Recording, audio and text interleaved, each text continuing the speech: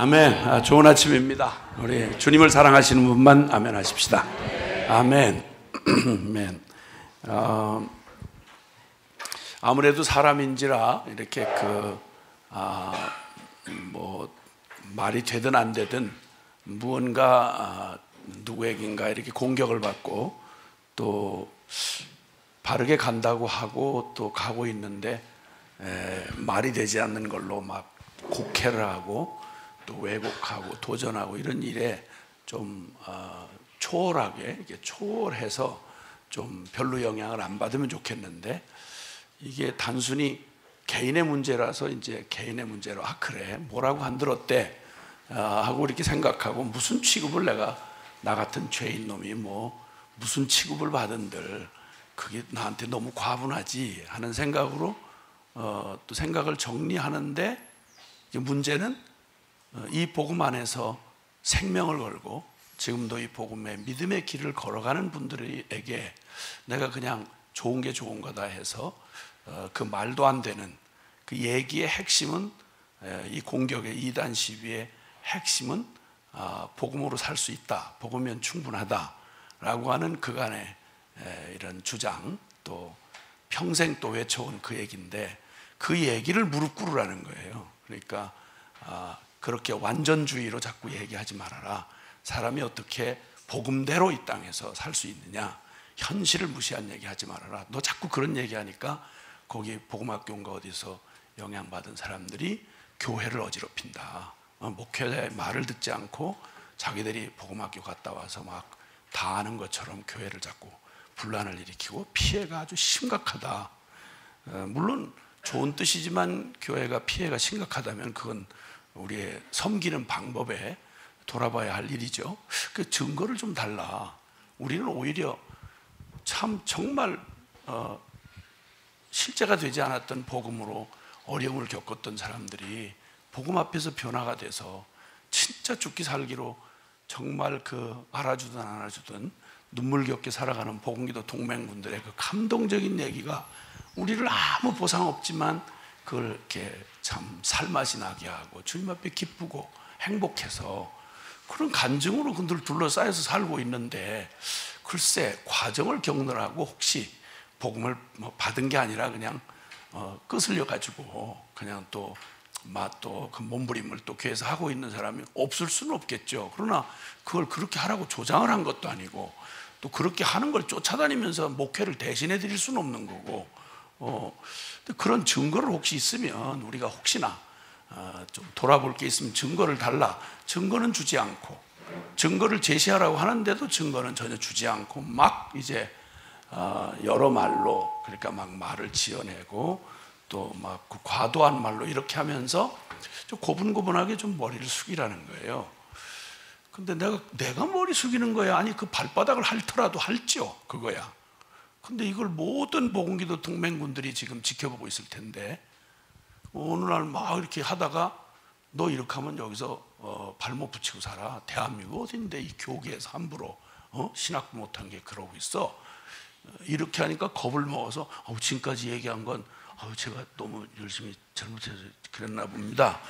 이렇게 머리를 숙인다는 게 내가 숙이는 게 아니라 모든 복음기도 동맹군들의 믿음과 그리고 성경이 또 말한 그 진리를 무슨 서로 평화를 원하는 이런 무슨 거짓된 얘기가 있나, 그럴 수는 없다 해서 또 생각하고 보니 또 막 전의가 불이 타고 그래 계속해서 뭐라고 한들, 전 세계가 다 아니라고 한들 주님이 말씀한 걸 천지가 변할 수 없는 진리인데 내가 무슨 다른 얘기한 것도 아니고 그 앞에도 실제가 되어 살자 한 얘기를, 이걸 돌이키라, 진리를 포기하라, 세상에 어떤 불의가 아니라 별놈이 다 덤벼들어도 이거야 양보할 수 없지 않는가, 이런 생각을 하고 나니까 이걸 분명히 이건 밝혀야 되겠다라는 막 이런 예의, 또 싸움 닦기질 같은 게 또 이제 이렇게 슬슬 이 죄인의 이런 게 슬슬 작동을 하고, 그래 이거는 말이 안 된다. 아니라고 반론을 하는데도 계속 이건 전혀 택을 안 치고 본인들이 얘기하면서 나의 복음은 공개 죄자백이다. 공개 죄자백 중에 성적 죄만 계속 이렇게 해가지고 사람들로 하여금 수치심을 낳게 하고 교회를 회방한다. 고로 그 얘기는 네가 말하는 대로 하면 한국교회 복음이 없다고 말하는 거다. 그리고 또 너는 완전주의를 주장한다. 그 굉장히 위험하고 아주 지나치고 치우친 그런 신학을 못했기 때문에 균형이 없는 얘기라서 위험하다. 고로 너희 다니다.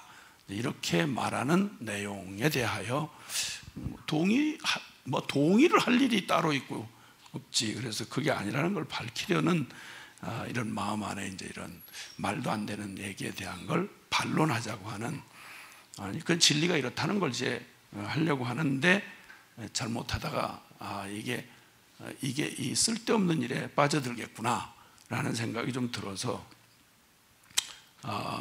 그 디모데서에 보니까 그 다른 교훈을 가르치고 또 사람을 어지럽게 하고 교회를 흔들고 이러는 사람들에게 너 변론하지 말아라. 변론하지 말아라. 그 변론에서 생명 구원받는 일도 없고 변론한다고 안 들을 사람이 들을 것도 아니고 진리에 별 도움이 안 된다. 사람들이 그저 헛된 그냥 그 까닭 없는 하나님의 경륜을 이룸보다 도리어 변론을 내는 것이고, 하나님의 교훈의 목적은 너무나 분명해서 주님 말씀의 목적은 청결한 마음과 선한 양심과 거짓 없는 믿음에서 나오는 사랑이거늘 사람들이 이에서 벗어나서 헛된 말에 빠져 율법이 선생이 되려고 하지만 자기가 말하는 것이나 자기가 확증하는 것도 깨닫지 못하는도다. 뭐 알고 얘기하는 게 아니라 그냥 직업상 그렇게 계속 그렇게 하는 사람에게는 은혜 받을 일도 없고, 또 그렇게 논란에서 이겼다고 해서 그분들이 변화될 뿐이냐?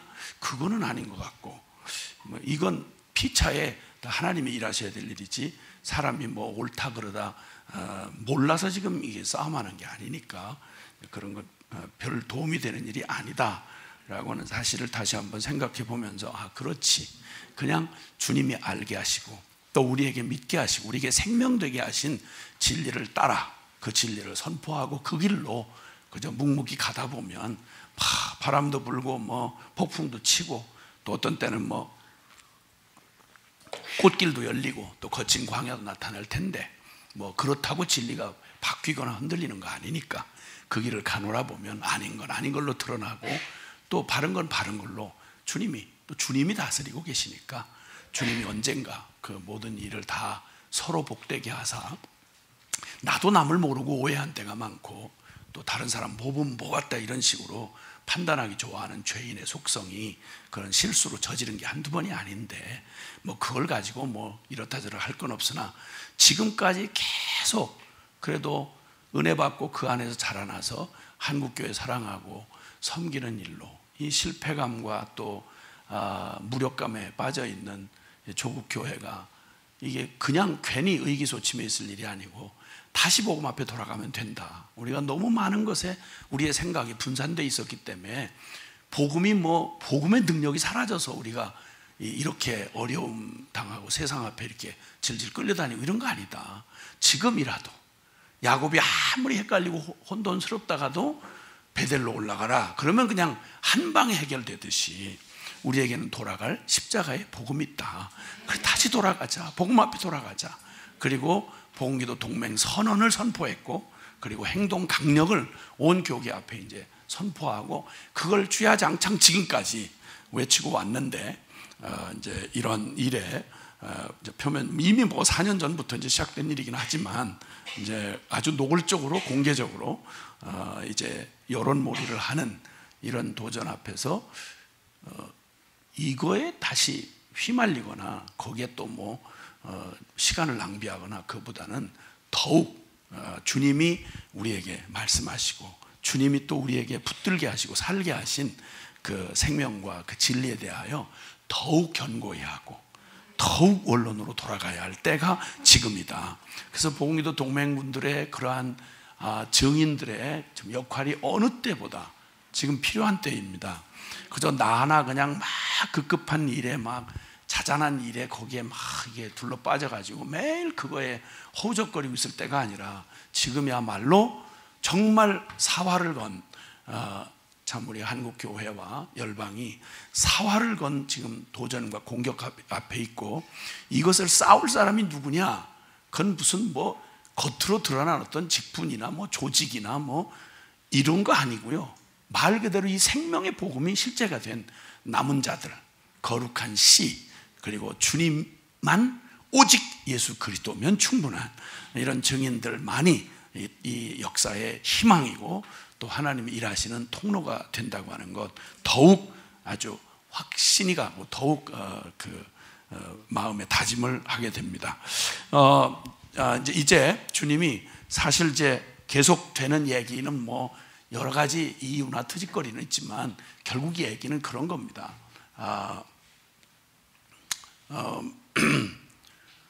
변화된 삶, 복음으로 변화된 삶, 그리고 생명의 신앙, 죽은 신앙이 아니요, 명목 그냥 이름뿐인 껍데기뿐인 신앙이 아니라 생명의 신앙, 이 주제를 가지고 계속 씨름해 왔습니다. 이것 가지고 싸워왔고 이것 가지고 또 결국 투쟁을 해왔는데, 이제 뭐 다른 어떤 건 상관이 없는데 아군이라고 생각한, 오히려 그걸 주장하고 그걸 표방했던 말 그대로 아군 편에서 이제 이게 이런 일이 생기니까 조금 약간 처음에는 당황을 했지만 언제나 있을 수 있는 일이고 또 그걸 통해 서로 확증이 돼야 될 일이라고 생각이 되어집니다. 자, 어쨌든 이제 폐일을 하고 주님께서 이런 그 혼돈과 위기의 때를 맞이할 때 막 뭐가 옳은지를 모를 만큼 막 진흙탕 싸움이 일어나고 혼돈스러울 때, 지금 뭐 외적으로는 말할 것도 없죠. 긴 설명을 할 것 없이 참 한국 교회가 그냥 참 바람 만난 불길처럼 막 그냥 진짜 부흥성장 막 이러면서 거칠 것 없이 지금까지 달려왔습니다. 그래서 성공 신화가 그냥 모든 영역의 성공 신화가 그냥 이 성공 신드롬이라고 하는 이런 주제가 그냥 온통 우리의 삶의 주제였고 사회의 주제였습니다.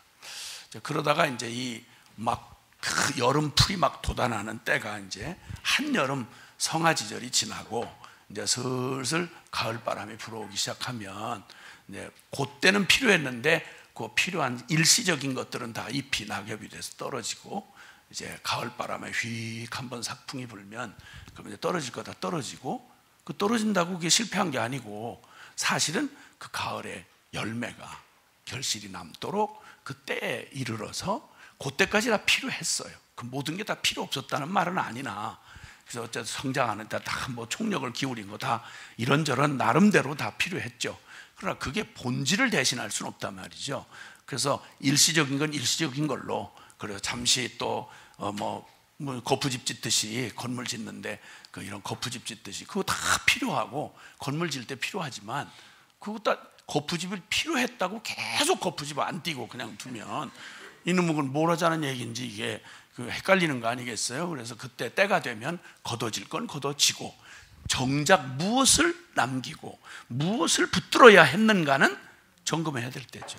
지금이야말로 교회는 왜 존재했는가, 무엇을 믿는가, 우리가 바라는 하나님의 우리에게 부르신 사명은 도대체 뭔가, 이런 것에 대해서 수많은 이론이 있을 수 있지만 이제 이런 혼란을 지나고 막 위기가 몰아닥치고 이런 과정을 겪으면서 흔들고 막 거르고, 그리고 참 금이라면 불로 막 연단을 해서 찢기들을 다 녹여 없애고 정금만 남도록, 그래야 다음 단계, 이제 비로소 한국 교회가 지금까지의 막 일방적인 하나님이 막 키워주시는 이런 때였다면, 성숙한 성인이 돼서 이제는 자기 스스로 책임을 지면서 각처에 살아나가야 할 열방을 책임질 교회로 세우려면 지금까지의 이런 호사스러웠던 부모의 그늘 밑에서 그냥 막 응석 뿌리고 막 강짜를 놔도 그때는 법도 보호해 주잖아요. 미성년자 그러면 똑같은 죄를 지어도 그 법으로 처벌을 잘 안 한다고요. 부모의 보호 아래 그냥 일단은 두지요. 근데 이제 이게 계속 그게 버릇이 돼가지고 나이 20살 넘은 놈이 계속 가서 이제 일 저지르고 불 지르고 막 계속 이렇게 남들을 찌르고 이렇게 돌아다니면 나는 어려서 몰랐어. 이런 놈은 이제 더 이상 이제 법의 보호는 못 받죠. 한국 교회가 이제 유아기를 지나서 이젠 정말 책임져야 되는 때에 이르러서 이렇게 하면 이제 그렇게 응석 부리던 짓을 해서는 안 되는 거죠. 좋은 게 좋은 거였다고 기저귀를 계속 안 뗄 수는 없는 거잖아요. 기저귀가 필요한 걸로 말하면 얼마나 필요해요, 그거. 기저귀 없는 세상을 생각을 해보세요. 애를 어떻게 키우겠나. 애를 못 키우는 거죠. 너무 어려운 거죠. 그런데 그게 필요하다고 계속 그거 막 오직 기저귀 이럴 수는 없잖아요. 그러니까 이제 장성을 했으면 장성한 데에 맞는 정말 더 분명하고 확실한 그 터에 서야 되는데, 이럴 때에 이런 위기의 때 우리는 어디로 돌아가야 되는 거 아니? 위기의 때에 정말 어떤 일을 경하든 개인이든 또 뭐 교회든 또 어떤 조직이든 위기가 닥쳐오고 이거 아니다. 그리고 막 사람 본론 아닌 거 가지고 막 시달키게 하고 막 정신없을 때, 이때 제일 위험한 게 우리가 가지고 있는 복음의 열정을 잃어버리게 되고, 이런 시잘데없는 이런 일에 시달리다 보면 본질에서 그냥 악만 남게 되는 거죠. 쌈딱처럼 돼가지고 이러면 피차에 망하는 거죠. 이렇게 하면 이건 진짜 원수의 속임에 그대로 빠져드는 꼴이 되는 거죠. 이럴 때 정신을 바짝 차리고 이건 어쩌면 저한테 지금 계속 얘기하고 있는지 모르겠어요. 여러분하고 아무 상관없는 얘기인데 저한테 계속 자신에게 얘기를 하고 있는지 모르겠어요. 반복하고 또 반복하고, 그래 난 정신줄을 놓지 말아야 돼 뭐 이렇게 하고. 여러분은 전혀 지금 그런 게 아닌데 나 혼자 계속 이제 이러고 있는 것 같은 느낌이 좀 들어요. 여러분 괜찮으시죠? 전혀 위기가 없으시죠? 그냥 가만히 이렇게 널널하게 가도 괜찮으신 거죠? 조금만 기다리세요. 입장이 비슷해질 때가 올 테니까 그냥 미리 그렇지 않으면 지금 들어두세요. 그러면 도움이 될 테니까. 이제 이럴 때는 첫 번째는, 위기에 빠져 있을 때는 우리가 목표를 다시 한번 확인해야 돼요. 목표를, 우리 어디로 가고 있는 중인데 이런 일을 만난 거지? 너무 과정에 시달리고 막 여기에 급급하게 맞고 싸우고 이러다 보면 내가 어디로 간다는 걸 잊어버리는 거예요. 그래서 목표를 잃어버리지 말아야 되는 거죠. 아무리 논쟁을 쓰잘데없는 다른 거 가지고 막 논쟁을 하더라도 이거 지금 뭐 하는 짓인데 이러나 이걸 이기는 데만 급급해서는 안 되고 목표를 놓치지 말아야 되고, 두 번째는 우리의 본질, 근본, 이것을 돌아봐야 하는 때죠. 그래서 결코 이런 위기 자체에 빠져들지 아니할 길은 나 바로 가고 있는가. 자, 그래서 먼저는 교회는 어느 교단이나 또 어떤 특별한 신학적 견해를 가진 사람의 전유물이 아니죠. 교회는 머리가 그리스도예요. 그리고 어떤 좋은 말도, 다른 어떤 좋은 말고 유익한 말도 하나님의 부르심을 대신할 수는 없어요. 이 건방 떨면 그냥 한 방에 가는 거예요. 제일 불쌍한 인간이, 하나님은 저거 하는데 온 인류가 다 열광을 하고 막 모든 교단이 환영합니다. 미안하고 죄송한데 그렇게 다 미쳐서 잘못됐던 게 중세 아니겠어요? 사람의 박수갈채를 얼마나 받느냐, 이게 중요한 게 아니라 모든 만민이 다 박수갈채를 해도 주님의 길에서 정확하게 빗나가면 이건 그대로 그냥 망하는 길이고 그건 지옥으로 떨어지는 길이죠. 그러니까 이런 일은 꿈에도 없어야 된다는 거예요. 꿈에도 이런 일은 없어야 되는 거예요. 그래서 우리는 우리의 목표라고 하는 게 우리가 세운 목표가 아니라 우리의 영원한 주인 되신, 역사의 주인 되신 주님의, 그걸 보통 부르심이라 그래요. 부르심. 교회는 이 부르심의 터 위에 서 있습니다. 하나님이 부르신, 교회를 부른 목적이 있어요. 우리를 성도로 부르신 목적이 있단 말입니다. 내 일생을 여기에 보내신 목적이 있는 거예요. 이게 바로 하나님 없는 사람과 하나님을 만난 사람의 하늘 땅 차이의 갭이에요. 이게 메꿀 수가 없어요. 사실은 이 사실 하나에 내 인생 내 건 줄 알았는데 내 거라고 할 게 아무것도 없잖아요. 내가 죽는 날을 결정해요, 오는 걸 결정을 해요. 그리고 머리털 하나나 희게나 검게 할 수 있어요. 염색하면 되죠. 이런 식으로 얘기를 해서 말을 회방하지 말라 이 말이에요. 그런 얘기로. 지금 이런 얘기를 할 때가 아니잖아요. 그 말의 의미는 어떻다는 건 아시잖아요. 그렇죠? 원했다면, 만약 선택했다면 제가 이렇게 됐겠어요? 아니 이걸 전혀 지장은 안 받지만 내가 선택을 해서 이렇게 한 건 아니라, 난 머리가 없어서 신경 좀 안 썼으면 좋겠다고 이렇게 해서 된 건 아니란 말이에요. 한때는 잠깐 신경을 썼어요. 왜 자꾸 나를 떠나가니, 내가 싫으니, 뭐 이렇게 묻고, 가급적 안 떠나가면 안 되겠니 이랬는데도 나 보기가 싫어서 갈 때는 사뿐히 줄여밟고 가라 이거예요. 가라 이거야. 뭐 내가 신경을 안 써서 그렇지 이렇게 되는 게 소원은 아니었지 않겠어요? 그 내 인생에 내 머리토록이라고 했는데 내 머리토록이 아닌 거예요. 내 거면 가지 말게 할 수 있어야 내 거지. 그렇잖아요? 취할 수도 있고 버릴 수도 있어야 내 거지. 말만 내 거 그러는데 하나도 그걸 사용할 주권은 내게 아무것도 없다. 그게 무슨 내 거예요? 내 인생 중에 아무것도 내 게 없어요. 제일 중요한 건 인생의 본질이 마음인데, 우리의 마음. 여러분 다른 거는 몰라도 육체야 잠깐 닦고 움직이고 하는 건 잠깐 하나님 허락 안에서, 그것도 하나님 허락 안에서 잠깐 지멋대로 움직이는 게 육체는 가능한데, 근데 여러분 육체는 아무것도 아니에요. 마음의 종이거든요. 근데 그 마음이 내 마음이냐는 거예요. 내 마음 내가 내 마음대로 되느냐는 말이에요. 안 되잖아요. 내 마음대로 됐더라면 왜 인생에 고민이 있고 뭘 회개하고 자시고 할 게 뭐 있냐고. 내 마음 내가 아니에요. 내 주인이 절대 아니에요. 내가 생각 안 하고 싶다고 안 할 것 같으면 누가 고민을 하고 누가 열받아서 막 그 우울증 걸리고 그러겠어요. 그 생각 안 하면 되는데, 우울한 생각 안 하면 되고, 그 재수없는 기억 없애버리면 되고, 안 되는 거예요 그게. 그러니까 내가 내 마음을, 요만큼도 내 마음을, 아침에 생긴 마음을 저녁에 변하는 걸 어떻게 막겠어요? 그때는 그게 좋아서 미칠 만큼 환장을 해서 막 생 난리를 치고 막 쫓아다니고 연애하고 그랬는데, 그게 뚝 변해가지고 다시는 쳐다보기도 싫을 만큼 벌레보다 더 징그러운 이 마음의 이 변태 같은 마음을, 이걸 어떻게 내 마음이라고 하겠냔 말이에요. 내 마음이에요 이게? 아니거든요. 아니거든요. 두 마음 중에 아무것도 선택이 안 돼요. 이렇게 하면 양심이 소리를 지르고 안 된다는 거 뻔히 알면서도, 그러니까 오호라 나는 공고한 사람이라 이런 탄식이 나오는 거예요. 정직하게 살고 싶지 않은 사람은 어디 있어요? 순결하게 살고 싶지 않은 사람은 어디 있냐고. 근데 그 마음은 있는 게 아니잖아요. 이 안에 정반대의 마음이 나를 움직이는데, 내 양심과 의지는 이쪽으로 가고 싶은데, 항상 우리가 비참한 패배감을 겪는 건 내가 생각하고 각오한 이거대로 사라지질 않는다는 거예요. 그러니까 그게 내가 내 인생이 아니라는 가장 확실한 증거예요. 마음을 좀 편안하게 하십시오. 누가 편안하게 하고 싶지 않아서 편안한 사람이 어디 있어? 말도 안 되는 얘기. 행복하세요. 뭘? 돈 많이 버세요.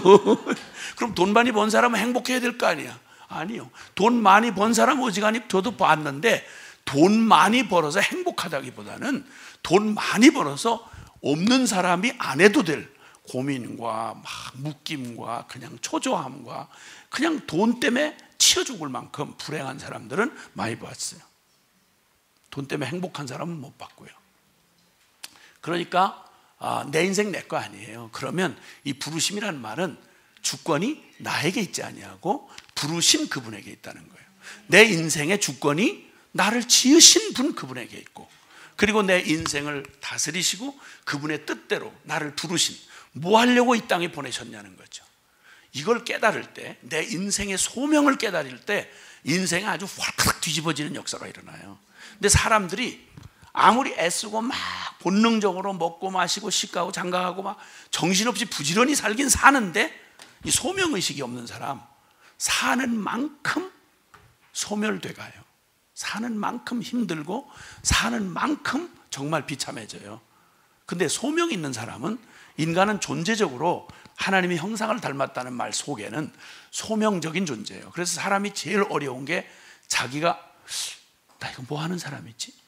쓸모없는 사람이라는 걸 제일 못 견뎌요. 그렇죠?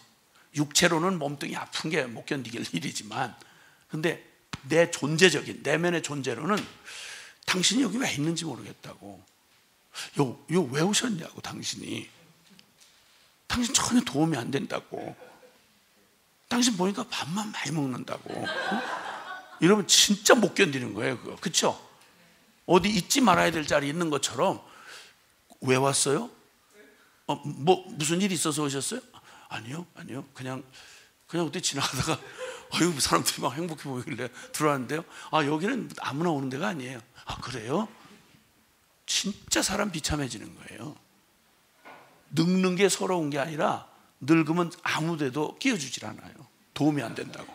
도움이 안 된다고 편안히 가서 누워 계시라고 그러고 편안히 많이 잡수시기나 하라고. 그 말은 빨리 죽으라 그 말이에요, 사실은. 그러니까 인간은 살았다는 게 결국은 부르심, 소명이 없으면 그건 솔직하게 말해서 살았으나 죽은 자예요. 제일 어려운 게 그거예요. 그러니까 그런 사람들에게 인생의 의미, 나의 의미, 존재의 의미, 가치, 이거 발견되는 게 바로 뭐냐면 복음을 만나고 나면 내가 우연히 재수없이 던져진 존재가 아니라는 걸 깨닫게 돼요. 제가 처음 예수님을 만날 때 그 감격, 예수님이 두 가지였어요. 내가 널 사랑한다는 말, 그 다음에 또 하나는 넌 재수없이 태어난 진짜 소모품처럼 그저 명이 길어서 낙태를 시킬래도 안 돼가지고 억지로 할 수 없이 태어난 재수없는 놈이다. 그게 아니에요. 넌 망한 술집, 재수없이 망한 술집 아들이 아니고 넌 내가 너를 위해서 대신 죽을 만큼 넌 소중한 놈이야. 그냥 이걸 어떻게 표현을 해야 되겠어요? 그게 다시는 돌아설 수 없는 강을 건너게 하셔서 지금의 저의 그 길로, 그때부터 지금까지 저는 의지가 약해서 뭘 한 번도 몇 개월 계속 해본 적이 없어요. 특히 운동을 3일 이상 해본 적이 없어요. 어쩌다가 하면 기분 나쁜 얘기를 듣는 거죠. 과체중입니다. 특별히 복부에 기름이 많이 몰려 있습니다. 운동 안 하고는 그건 빠지질 않는 겁니다. 운동을 반드시 해야 됩니다. 예, 그렇군요. 예, 알겠습니다. 석 달에 뭐 하루 결심하고 한번 했다가 막 아립해가지고 그 다음에는 힘들어서 못하고 또 뭐 일정이 있어서 못하고 뭐 이렇게 해가지고 그냥 마음만 안타깝게 그냥 생각하고 그냥 그렇게 뭐 석 달에 한 번 하루 정도 이렇게 한번 하다 시도하다가 말고 이런 거밖에는 못하는 거죠. 뭔 얘기하다 이런 비밀을 얘기해. 아, 이게 항상 문제예요. 그런데 어쨌든 부르심을 받아서 하나님이 우리에게 불러주신 이 소중한 삶, 그 소중한 삶에 지금까지 뭐 여러 혼돈, 야 너는 너무 극단적이다, 너는 뭐 이렇다, 뭐 우리가 하는 말이 맞다, 이 모든 얘기는 그냥 자신들의 생각의 수준만큼 할 일이고 이 얘기가 결론이 돼서는 안 되고 하나님이 정말 이 교회를 부르신 부르심, 그리고 교회된 우리를 향한 하나님의 꿈, 즉 부르심이 뭐냐 하는 거에 대해서 성경이 말하는 말을 초등학생이라도 알아들어요. 어려울 게 아니고요. 근데 너무 연구하고 들어가다가 이제 나올 길을 생각 안 하고 들어갔다가 못 빠져나오고 계속 자기 논리에 빠져가지고 이렇게 정신없이 이렇게 헷갈리는 분들이 꽤 있어요.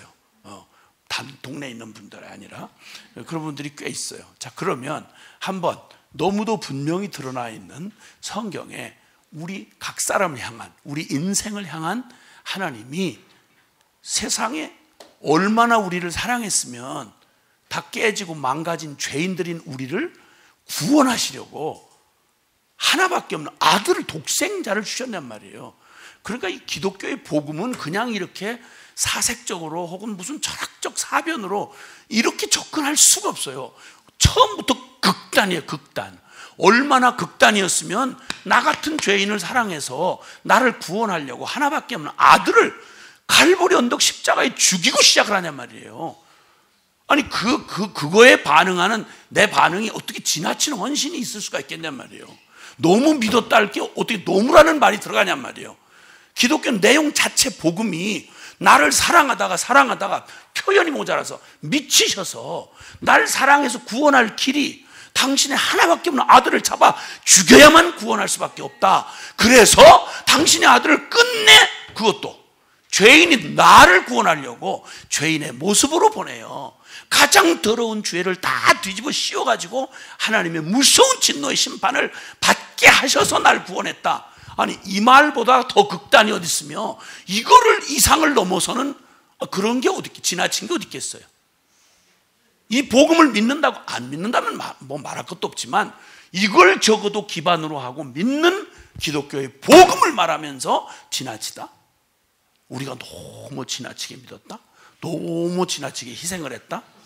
그러면 11 제자가 다 순교한 건 뭐라고 말할 거예요? 네? 초대교회 역사상 예수님이 가장 높여서 주님의 최초의 증인으로 삼은 11 제자 전부 비참하게 전부 순교했어요. 전부. 제대로 죽은 사람이 없어요. 구약시대의 선지자들 중에 스데반의 설교에 나오잖아요. 너희 중에 너희에게 보낸 하나님이 보낸 선지자 중에 그냥 멀쩡히 보내고 죽이지 않은 선지자가 어딨냐. 선지자 중에 마지막 선지자였던 엘리야마저 유대인들, 주여 주여 하는 유대인들이 회개 똑바로 하라고 그랬더니 이게 뭐 재솜소리하고 극단적인 얘기 아니야. 이래가지고 결국은 날마다 물은 게 너 누가 시켰어? 무슨 자격으로 네가 감히 여기다가 이 기득권 이 사람들한테 회개하라고 이래? 어디서 온 사람이야 너? 무슨 자격 땄어? 어디 출신이야? 이 얘기했어요. 그러다 결국은 헤롯 그 미친놈의 그 술 파티에 춤값으로 세례 요한의 목을 덜렁 내주는 그놈의 세대가 바로 예수님 바로 오신 바로 그때 세대의 마지막 악을 채운 세대였어요. 아시겠지만 바벨론 포로 가기 전까지 눈물의 선지자 예레미야가 눈이 눈물에 상해서 23년을 넘어 기가 막혀서 울며 돌이라도 변할 만큼 그렇게 울며 외치고 주님의 심정으로 돌이켜오라고 회개만 하면 지금도 용서해 주신다고 하는 말을 끝까지 그냥 웬만하면 돌로 치고 아니면 구덩이에다 처박아 놓고 막판에 결국 돌로 때려 죽였잖아요. 예레미야를. 그리고 그 비참한 꽃값으로 바벨론으로 끌려가서 성전 완전히 이방에 짓밟히고 예루살렘이라는 이스라엘은 이름이 지구상에 사라져버리고 이 악독을 채우고도 그게 모자라서 예수님 오셨을 그때 또 그 짓을 또 하잖아요. 예수님 승천하시고 난 다음에 초대교회를 또 그 짓을 하잖아요. 안 끝나요. 계속 가요. 성경은 계속 갈 것에 대해서 얘기를 했어요. 그 중에 똑같은 우리 종자들인데, 똑같은 소망 없는 죄인들인데 우리가 무슨 선한 게 있다고, 우리가 어떻게 이 복음을 알아듣고 우리의 본성을 거스려서 어떻게 하나님을 향해서 우리 그분을 사랑하는, 반역할 수밖에 없는 죄인인 우리가 어떻게 하나님을 사랑하고 순종하는 길로 돌아설 수 있었느냐, 이건 설명이 불가능해요. 은혜 밖에는 말이 안 돼요. 은혜를 입었다는 말 밖에는. 저와 여러분이 여기 앉아서 고분하게 복음 앞에 사모하고 있게 된 건 여러분 원래 여러분에게서 나올 수 있는 작품이 아니에요. 아니라고요. 이상한 거예요. 천사들이 괴이하여 쳐다본, 쟤들이 언제부터 저렇게, 어떻게 저렇게 처음부터 그런 것처럼 저렇게 순진하고 앉아있냐, 이러고 천사들이 지금 놀라는 거예요. 지금 천사들이 제가 원래 저기 그렇게 하고 있을 리가 아닌데, 아유 쟤 봐라, 아니, 누가 다 속겠네, 어떻게 처음부터 그런 것처럼. 우리 원래 그런 사람 아니에요. 아시겠지만 제일 가장 사악하게 끝까지 복음을 반역하고 하나님을 거절할, 이게 우리의 운명이었어요. 이게 멸망할 수밖에 없는 바로 죄인인 우리의 운명이었고, 하나님 이런 죄인들을 이 기가 막힌 저주에서 건져내셔서 도대체 뭘 만드시려고 우리를 구원하셨죠? 우리 뭘 하려고 우리에게 이 복음 알아듣게 하시고 회개케 하셨냔 말이에요. 근데 구원의 감격을 이렇게 막 정말 믿음으로 얻는 구원의 비밀과 감격 앞에 부딪혀서 거듭난 그 감격과 기쁨이었으면 더 바랄 거 없었잖아요. 그렇죠? 근데 문제는 주님이 얼른 천당으로 그때 은혜 받았을 때 뒤집어졌을 때, 그때 그 다음날 곧바로 그냥 행복해서 막 눈물을 흘리다가 잠이 든 그 모습 그대로 이렇게 들고 가셨으면 주님도 좋고 우리도 좋고 그랬을 텐데, 문제는 안 데려가시는 게 문제잖아요. 그래가지고 자꾸 이제 영발은 떨어지고 세상에 막 이놈 저놈 찔벅대고 또 막 그냥 안 되는 일도 없고 그냥 어렵기만 하고, 그러니까 이거 비교할 수 없는 일인데도 불구하고 그 어마어마하게 받은 구원을 비교할 수 없는 일인데도 그 자잘한 일이 사람 묵상 방해하는 건요, 막 사자가 나타나고 막 곰이 막 소리 지르고 이렇게 안 해도 똥파리 하나만 여기서 앵앵거리면 묵상 못해요. 웬만한 영성 가지고 묵상을 방해한 데는 똥파리 하나면 충분해요. 인간이 그렇게 약해요. 그렇게 약해요. 뭐 어마어마한 진리 싸움 가지고 막 마음이 묶이고 그럴 필요 없어요. 그냥 옆에 지나가다가 누가 재수없는 말 한마디만 해도 그냥 아무 상관없는 놈이 가다가 오늘 아침 재수없네, 진짜 부담스럽게 생긴 사람 봤네, 뭐 이러고 지나가면 아무것도 내 이름 말한 것도 아닌데 둘러보니 딴 사람이 없어. 이거 뭐야 이거 아침부터 이거 이러면 이게 마음에 묶이면 그날 즐거움이고 뭐고 성령 충만은 전혀 느낄 수가 없고, 이게 무슨 재수없는 일이 있어, 아침부터 이런 일이 일어났나, 내가 뭐가 그랬나, 거울 다시 보고 아무리 또 다시 묵상 노트를 다시 며칠 전부터 살펴보고 뭐가 꼬여서 일어나. 사람 마음 이거 얼마나 약한지 아세요? 진짜 종이장도 안 돼요. 누가 생채기 한번 이렇게 나고 눈짓 하면 얼굴 한번 딱 굳히고 아침에 인사를 하는데 표정 하나도 없이 이러고 지나가면 이거 확 묶이는 거예요, 마음에. 여러분 안 그러세요? 그렇죠? 아침에 일어나서 굿모닝도 하기 전에 굿모 그러는데 저쪽에서 얼굴이 싸하단 말이에요. 그럼 마음이 확 묶이는 거죠. 어려운 거죠 이게. 그때부터 왜 그러나, 뭐가 못마땅해서 그러나, 무슨 일이 꼬였나, 10년 전부터 거슬러 올라가 보는 거죠. 무슨 관계 어려움인가, 회개 안 한 게 있나, 뭐 별별 생각이 다 오는 거죠. 이렇게 인간이 약해요. 무슨 말하다가 조금만 빗나가도 상처받기 쉽고, 이런 인간을 가지고 살다 보니까 큰 구원, 그 어마어마한 주님의 진리 안에서 얻은 이 엄청난 이 사실을 그냥 눈앞에 그냥, 아니 이 하늘 가리는데 딴 거 필요 없다니까요. 휴지 한 장 이렇게 해서 눈앞에 이렇게 갖다 붙이면 안 보여. 하늘이 안 보이는 거예요. 뭐 굉장한 태산이 가를 필요가 없어요. 그냥 이거 하나면 돼요. 이거 들 필요도 없어요. 내 염려 근심이라는 손바닥을 여기다 딱 갖다 눈에 붙여놓으면 작은 문제 하나, 그 하나 가지고 여기다 갖다 붙여놓으면 그 다음에 저 푸른 하늘, 감동, 뭐 이 넓은 대지 전혀 못 느껴요. 그런 연약함을 가지고 살아가다 보니까 그냥 재채기 소리 하나보다 우리가 놀란다는 거예요. 그렇게 우리가 약해요. 그러니까 뭐 심장이 벌렁거리고 진짜 어떡하나. God bless you.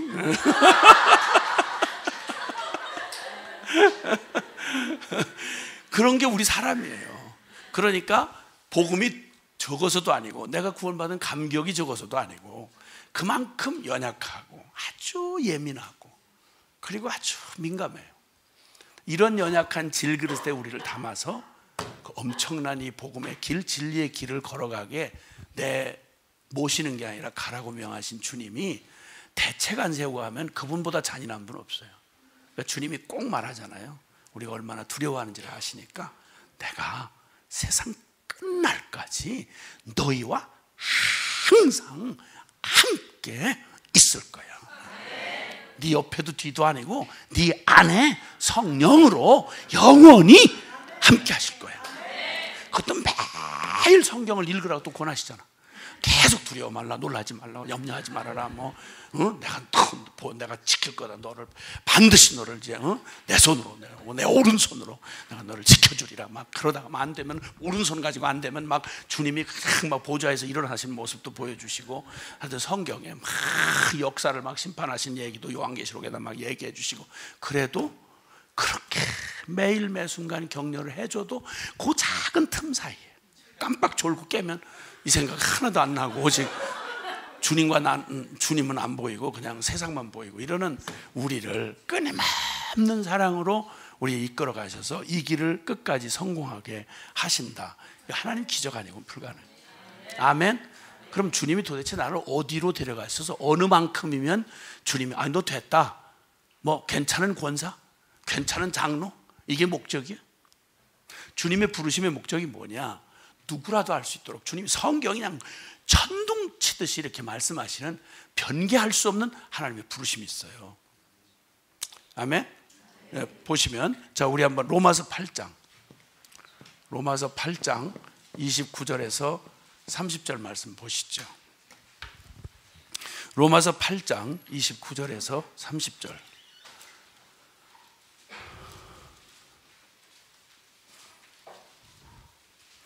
로마서 8장 29절에서 30절 시작. 또한 그 아들의 형상을 본받게 하기 위하여 정하셨으니 맏아들이 되게 하려 하심이니라. 또 미리 정하신 그들을 또한 부르시고 부르신 그들을 또한 의롭다 하시고 의롭다 하신 그들을 또한 영화롭게 하셨느니라. 아멘. 아멘. 주님이 우리의 한 인생에 대한 그것이 우발적으로 갑자기 지나가다 불쌍해서 물에서 건져내 이런 게 아니고요, 창세전 우리가 이 땅에 오기 전부터 하나님이 영원 전부터 그분 마음 안에 우리를 잉태하듯이 꿈을 품으시고, 그리고 그 미리 아신 자들 미리 마음에 생각하셨고, 그리고 미리 그 아들의 형상을 본받게 하기 위해서 목적이 정확해요. 수준이 어느 정도냐면 아들 즉 예수 그리스도의 형상, 그러니까 하나님의 창조의 원형을 우리가 회복하시는 게 하나님의 부르심의 목적이에요. 어지간히 뭐 대한민국에서 제일 예수 잘 믿는 사람, 이게 목적이 아니에요. 이게 아니에요. 그 시대에 뭐 꼭 딱 맞는 정말 유용한 사람, 이게 아니라고요. 그게 아니라고요. 인간들한테 박수 좀 받는 사람, 이런 게 주님의 기준이 아니에요. 주님의 목표는 아주 정확해요. 하나님의 아들의 형상, 하나님 아들이신 예수 그리스도가 그대로 나를 본 자는 아버지를 보았거늘 이렇게 말씀하잖아요. 그러니까 하나님의 형상으로 지음받았던 원래 그 하나님의 그냥 그 하나님을 쏙 빼다 닮은, 그러니까 우리에게서 나타난 모든 성품, 우리의 존귀함, 가치, 이게 전부 어느 수준으로 우리를 지으셨냐면 하나님 그분 안에 있는 이런 속성을 우리 안에 다 주셔서, 물론 우리가 하나님은 아니에요. 그러나 하나님을 쏙 빼다 닮은 하나님의 원형, 하나님의 그 형상을 우리 안에 두셨고, 그 형상을 주님이 중간에 어쨌든 아담의 범죄로 말미암아서 그냥 형편없는 그 멸망에 던져졌던 우리를, 이걸 포기를 안 하시고 여기 정한 그들을 주님께서 부르시고 부르신 그들을 의롭다 하시고, 죄 가운데 완전히 엉망진창 소망 없이 빠진 그걸 그냥 포기하면 될 텐데 포기 안 하시고 그들을 불러서 의롭다고 하시고, 의로울 뿐만 아니라 원래 아들의 형상 그것으로 영화롭게 하셨느니라. 아멘. 아멘. 이것이 성경이 말하는 아주 분명하고 확실한 비전이에요. 아주 분명하게 이렇게. 그 다음에 골로새서 1장 26절에서 29절, 거기 함께 같이 한번 시작. 다 찾으셨어요? 골로새서 1장 26절에서 29절 시작.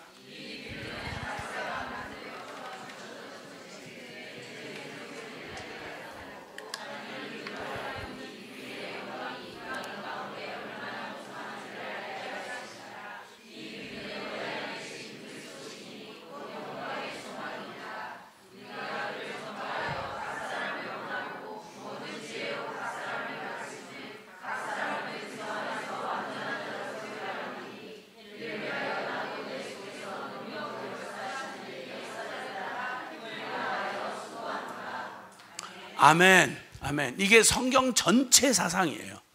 그래서 처음 창세기에는 주님이 첫 창조하실 때 원형을 말해요. 그래서 그 창세기 1장 26절 이하에도 보면 하나님 우리의 모양을 따라 우리의 형상대로 사람을 만들자, 그렇게 하시고 하나님의 형상으로 지으셨음을 성경 첫 창조의 그 중심, 모든 만물을 창조하신 그 창조의 그냥 뭐 활용정점이라듯이 하여튼 그렇게 딱 그냥 그거 빠지면 아무것도 아닌, 그러니까 모든 세상을 창조하신 그 창조의 꽃에 해당하는 게 하나님의 형상으로 지은 사람이에요. 사람을 거기다 딱 이렇게 창조하신 거죠. 그러니까 사람 하나의 타락은 창조 세계 전체 타락과 똑같은 거예요. 그래서 인간의 타락이 결국 만물의 타락으로 이어졌어요. 이걸 로마서 1장 19절 이하에 말하는 거예요. 만물이 다 썩어짐의 종로로 타게 된 거, 이게 만물의 그 썩어짐의 종로로 타게 된 게 만물이 원하는 게 아니다. 원하는 게 아니고 그냥 정말 말 그대로 하나님의 아들들의 영광이 나타나는 걸 지금 만물이 피곤한 가운데 기다리고 있다. 처음 창조의 영광을 기다리고 있다는 거예요. 그러니까 사람의 타락은 만물의 타락이고, 그러므로 역사를 회복하는 일은, 이 역사를 변화시키는 일의 중심은 사람을 변화시키는 거예요. 그러니까 그 중심에 있는 게 교회고, 그 교회의 목표는 다른 우리 교단 들리고 우리 특별한 교립, 이게 아니라 하나님의 이 목표에서 절대 현실론 얘기하는 게 아니라 하나님이 하실 수 있는 이 수준을 교회가 임의로 그걸 수준을 낮추거나 이런 소리 하면 안 돼요. 그건 무서운 일이에요. 그건 종놈이 어디 주인에게 함부로 주인님이 요즘 현실에 현실을 몰라서 이렇게 말씀하신 것 같은데 곤란합니다. 이거 신학적으로 좀 잘 모르셔서 이런 모양인데 좀 다시 생각하셔야 됩니다. 이게 현실이 만만치 않은 겁니다. 이런 놈은 어떻게 해야 될까요? 이런 놈은 이렇게 하라고 그러셨는데 그렇게 하면 안 돼요. 우리는 죽을 사람도 살리는 게 우리 복음인데 그냥 그런 놈은 많이 먹여야 되는 거지. 밥을 많이 먹이고 어쨌든 은혜 받을 때까지 살려둬야죠. 주님이 얘기하신 이게 성경이 변함없이 뭐라고 표현하든 상관없이 변함없는 주님의 부르심의 목표예요. 이 초점을 빗나가면 안 돼요. 그럼 도대체 이 상상도 안 되는 하나님의 형상, 그리고 그리스도를 쏙 빼다 닮은 사람, 이걸 어떻게 성취하냐는 거예요. 이걸 인간의 최선 가지고 되겠어요?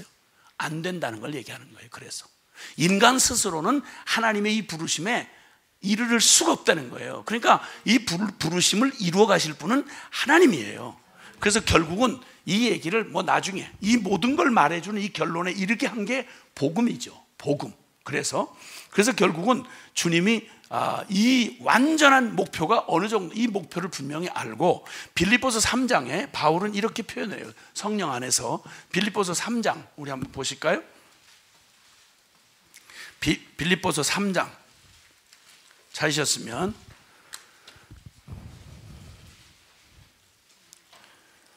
빌립보서 3장 우리 8절부터 시작. 또한 모든 것을 해로 여김은 내 주 그리스도 예수를 아는 지식이 가장 고상하기 때문이라. 내가 그를 위하여 모든 것을 잃어버리고 배설물로 여김은 그리스도를 얻고 그 안에서 발견되려 함이니, 내가 가진 의는 율법에서 난 것이 아니요 오직 그리스도를 믿음으로 말미암은 것이니 곧 믿음으로 하나님께로부터 난 의라. 내가 그리스도와 그 부활의 권능과 그 고난의 참여함을 알고자 하여 그의 죽으심을 본받아 어떻게 해서든지 죽은 자 가운데서 부활에 이르려 하노니, 내가 이미 얻었다 함도 아니요 온전히 이루었다 함도 아니라 오직 내가 그리스도 예수께 잡힌 바 된 그것을 잡으려고 달려가노라. 형제들아, 나는 아직 내가 잡은 줄로 여기지 아니하고 오직 한 일, 즉 뒤에 있는 것은 잊어버리고 앞에 있는 것을 잡으려고 뭐를 향하여? 표대를 향하여 그리스도 예수 안에서 하나님이 위에서 부르신 부름의 상을 따라 달려가노라. 아멘. 중간에 초점을 잃어버리지 않겠다는 거예요. 표대를 명확히 하는 거예요. 몇 번 넘어지고 몇 번 헷갈렸던 상관없이 우린 1000번 만번 물어봐도 어떤 방해와 공격과 어떤 회방 가운데 있다 하더라도 1000만 번을 넘어져도 놓치지 말고 다시 고개를 들고 바라봐야 될 건 주님 위에서 부르신 부름의 상. 아멘. 표대를 향해서 그리스도 예수 안에서 하나님이 위에서 부르신 부름의 상을 위하여 달려가노라. 아멘. 이 부르심이 그리스도 안에서 부르셨다는 말을 기억하셔야 돼요. 이거 그리스도 안이 아니고는 성취 불가능한 얘기예요. 그래서 그 일을 그리스도 안에서 주님이 십자가 부활로 성취하셔서 우리에게 이 주님의 부르심이 실제가 되도록 하게 하신 결과, 그게 바로 뭐냐? 갈라디아서 2장 20절이에요. 갈라디아서 2장 20절.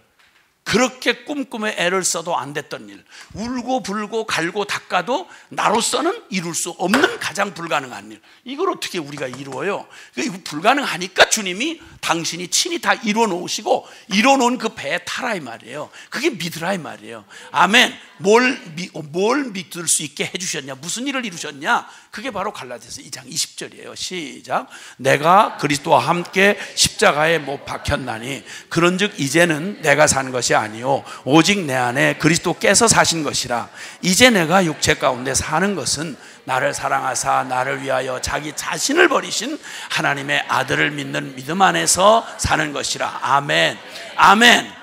이 비밀을 이 비밀을 믿음 안에서 취하지 않으면 우리가 믿는다는 말이 그냥 향방 없이 뭘 믿는 게 아니고 뭐 나는 이런 체험했어요, 저런 불 봤어요, 뭐 나는 이런 깊이 있는 뭐 저걸 신학을 했어, 이게 능사가 아니라 도대체 이 믿는다는 게 향방 없는 믿음이 아니라 주님이 이루신 바로 이걸 믿는다는 거예요. 자, 이걸 믿는다는 말이 무엇을 포함하고 있는지를 설명하는 얘기가 전 역사와 존재와 모든 이론을 동원해서 성경 한 권이 된 거예요. 그만큼 이건 모든 우리 역사의 핵심이고 모든 비밀의 중심이에요. 그러니까 아까 골로새 1장에서 말씀한 대로 만대로부터 감추어둔 하나님의 비밀, 모든 역사 속에 감추어둔 비밀, 너무너무 엄청나고 너무 상상도 할 수 없는 하나님의 비밀, 그게 바로 뭐냐? 너희 안에 계신 그리스도다. 어떻게 하나님이 거룩한 그리스도가 우리 안에 있게, 그분이 나의 새 생명이 되어 살아가게 하는 일을 도대체 하나님이 어떻게 이루셨냐는 거예요. 그게 비밀이에요. 그게 비밀. 이걸 깨닫는 게 바로 복음을 깨닫는 것이고, 이걸 믿는 게 복음을 믿는 거예요. 어려울 거 하나도 없이. 그럼 왜 이런 결론이 날 수밖에 없는가? 라고 하는 것에 대해서 뭐 다른 것보다도, 자, 그래서 이 목표, 이 부르심을 이건 어떤 누구도 어느 시대가 지나가도 누구도 이 부르심을 바꿀 수 없어요. 이게 뭐 자유주의 아니고 뭐 무슨 뭐 별 현란한 말로 말장난을 하고 뭐 신학 지식 뭐 이게 유행하는 지식 얘기를 해도 그 무엇으로도 변개할 수 없는 게 바로 하나님의 이 부르심이에요. 하나님은 이 부르심을 결코 변개할 수도 없고 변할 이유가 없어요. 그래서 주님의 부르심이 이게 분명하고, 이 얘기를 하자면 이것만도 그냥 오늘 내내 이 얘기만 해도 모자랄 얘기인데, 어쨌든 부르심이 이렇다라고 하는 사실만 분명히 확 붙잡고 있으면 성경 읽을 때마다 그냥 그 진리를 확인할 때마다 너무 감사하고 감격하죠. 자, 그러면 이 일이 이루어지려고 하면 이 높고 그 숭고한 이 어마어마한 하늘 가치가 흔들리지 않고 그게 견고히 서려면, 건물로 비유를 하려면 이 건물을 높이 세우려고 하는 만큼 기초가 튼튼해야 돼요. 그 기초가 이 건물을 감당해낼 만한 기초가 안 되면 그걸 부실공사라고 그러고, 그걸 사상 누각이라 그래요. 그럼 그건 무너짐이 심해요. 많이 쌓을수록 심한 거예요. 기독교의 교리를 막 화려하고 깊이 있게 어마어마하게 이 집을 짓고, 그리고 어마어마하게 화려하게 이렇게 기독교 사업을 늘어놓는다 해도 그 기반이 무엇냐에 따라서 감당 안 되면 바람 한번 휙 불고 유행 한번 휙 타고 정치 격변만 한번 일어나면 그냥 확 쓸어버리면 그만이에요. 쓰레기 되는 거예요. 가장 중요한 게 바로 어느 터 위에다 세울 거냐는 거예요. 아멘. 고린도전서 3장 한번 가보시죠. 고린도전서 3장. 이 터, 기초, 그 본질, 기초 이렇게 말할 수 있어요. 이 부르심의 기초가 어디냐? 고린도전서 3장 찾으셨으면은 우리 10절 11절 시작. 내게 주신 하나님의 은혜를 따라 내가 지혜로운 건축자와 같이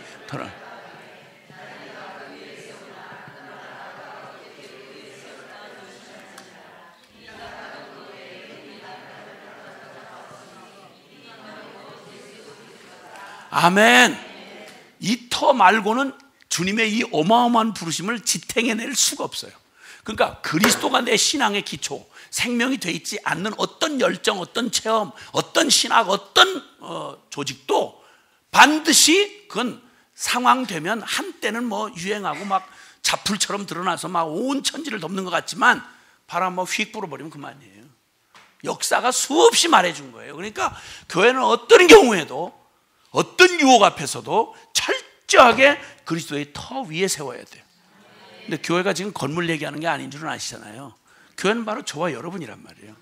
그럼 도대체 그리스도인을 어느 터에 세워야 되냐? 그 그리스도인의 그 신앙의 기초를 어디에 세워야 되냐? 뭐 의식, 세례 의식, 또 아니면 뭐 교회 무슨 뭐 직분, 아니면 또 신학 지식, 이렇게 해서 되는 거 아닌 거잖아요.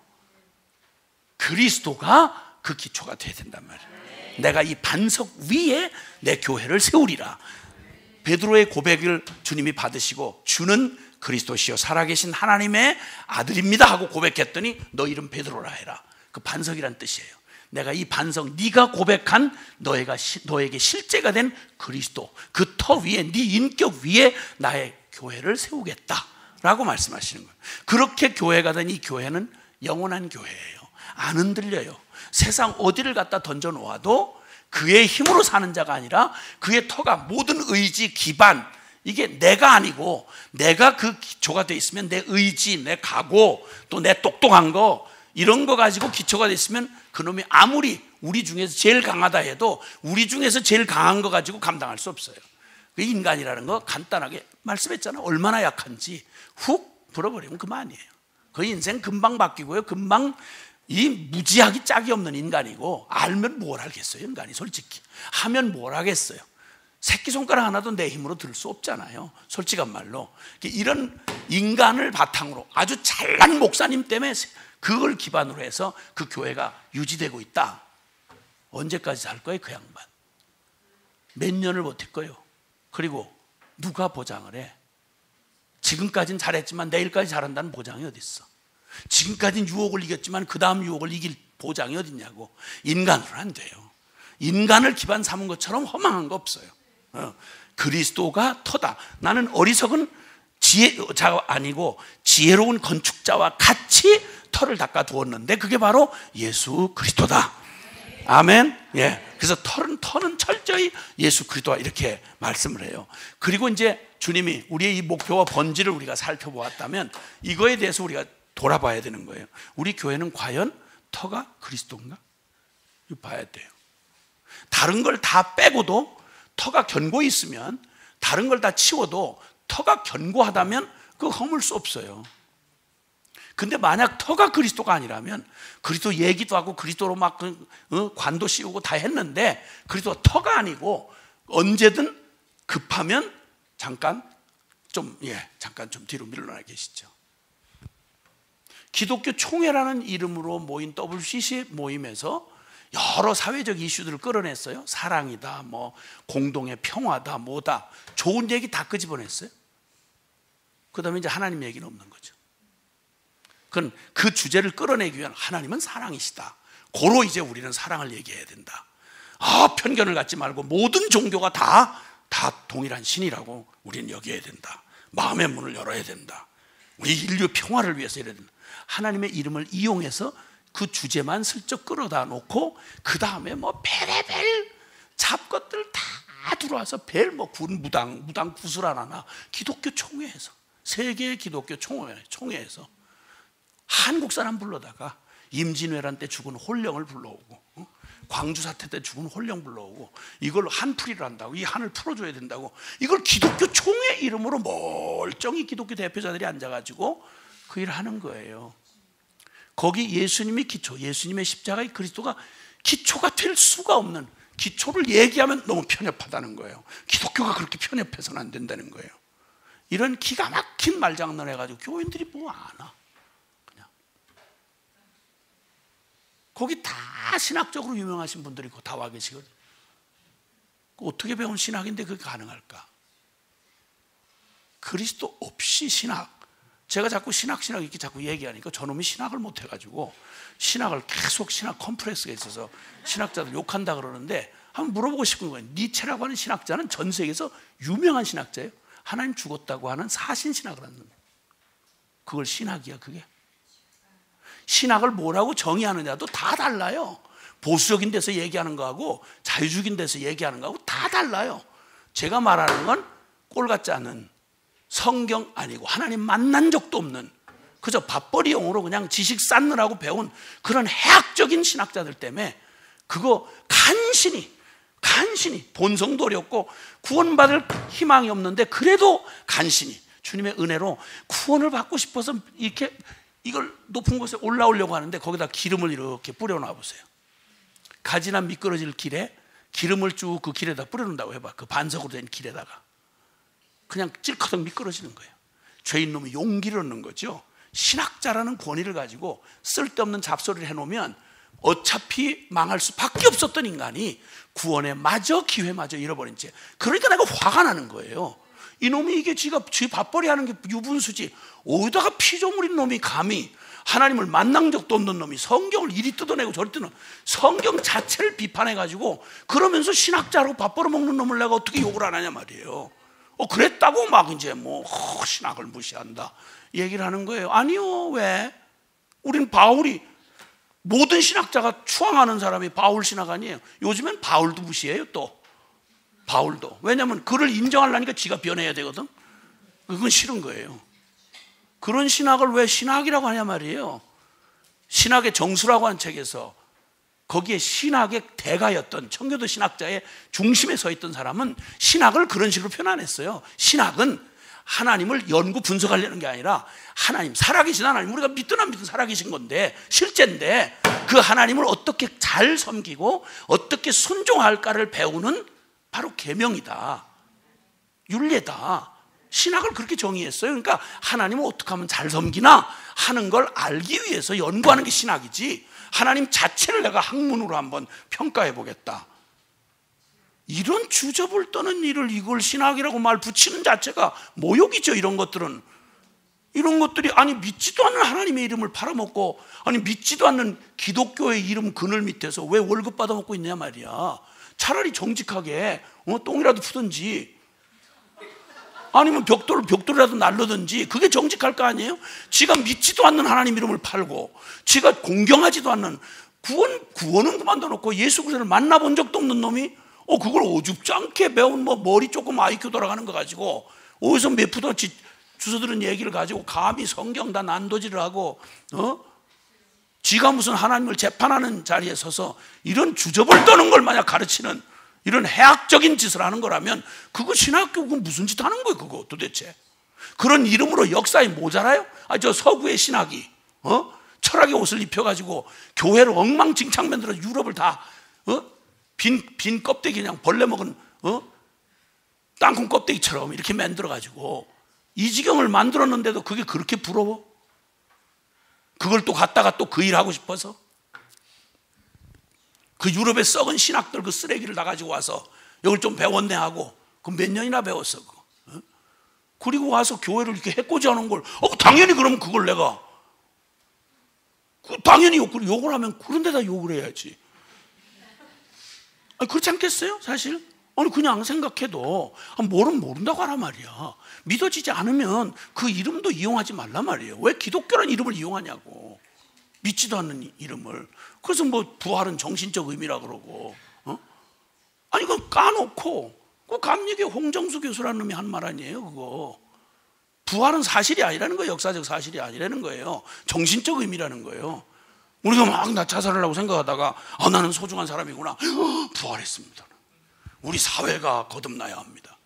거듭남이라는 말을 어디 성경에 그렇게 썼냐고. 그런 말을 그냥 권위를 가지고 막 갖다가 떠들어대고, 그거 모르면 무식한 놈이고, 아니, 서로 무식하다고 하는 거야 상관없죠. 그거야 제 중심으로. 근데 이게 말이 아닌 거. 이게 성경을 가지고 살아계신 하나님 우리가 연구할 대상이에요. 그분을 경배해야 할 대상이지. 우리가 안 믿는다고 그분이 하나님 아니에요? 아니, 70억 인구가 다 안 믿어도 하나님이 영원히 하나님이고, 70억 여기 살아있는 놈이 터진 주둥이 갖고 별소리를 다 해도 그거 죽어서 그 입에 구더기가 우르르 앓고 송장이 돼가 우르르 할 때 그때도 영원히 살아계신 분이야 주님이. 우리 오기 전에도 그분은 계셨고 우리가 가고 난 뒤에도 영원히 살아계실 분이 주님이라고. 쥐가 떠드는 거 몇 년까지 떠들 거냐 이거예요. 언제까지? 그런 인간은, 오만한 인간들이 지가 무슨 몇 년을 살아본 것도 아니고 다 해봐야 지 인생 한번 살다가 가는 인생이 어디다가 감히 하나님을 연구하느니 논하느니 하는 말이 가능하냐고요. 신학은 자체가 그런 게 아니라고요. 잘못 오염이 돼서 그렇지 신학의 원래 의미는 그런 의미가 아니라고요. 진정한 신학자 중에 신학자가 바울 아니에요? 바울의 어느 모습에서 그런 게 보이냐고. 성경 어디에? 이 사람 가장 최고의 신학자라고 다 떠받들거든요. 바울 신학이라고. 바울이 어디 그런 태도를 보인 적이 있냐고. 없다고요. 어느 한 구석도 찾아볼 수가 없어요. 있을 수가 없는 거예요. 그는 분명히 말해. 나 어리석지 않고 지혜로운 자같이 다른 터를 닦아둘 게 없다.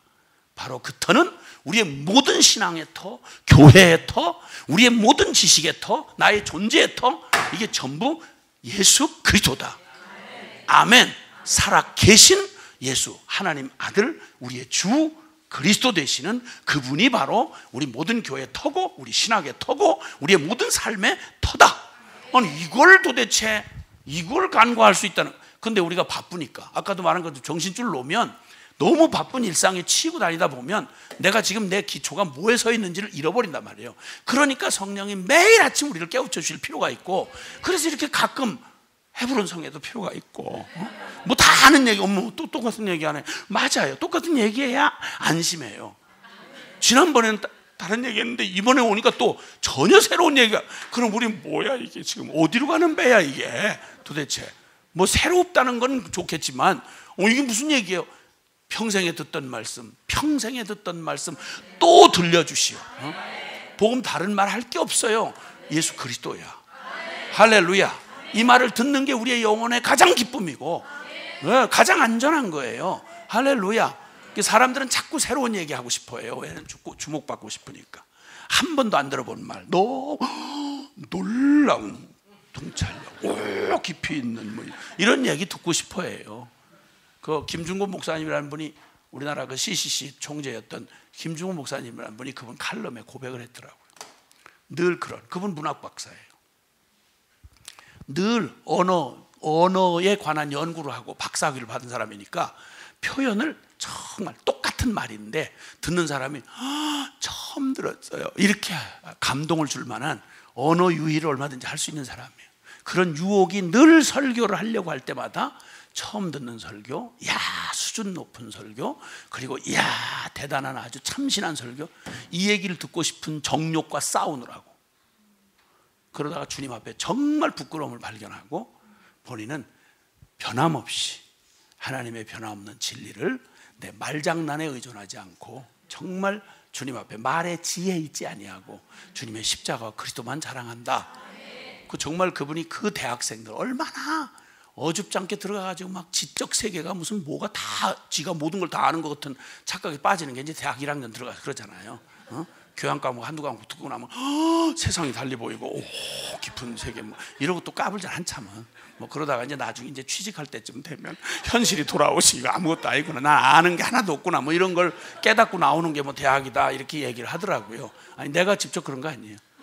대학 나온 사람이 얘기한 거예요. 그러니까 뭐 내가 말했다고 그렇게 생각하지 마세요.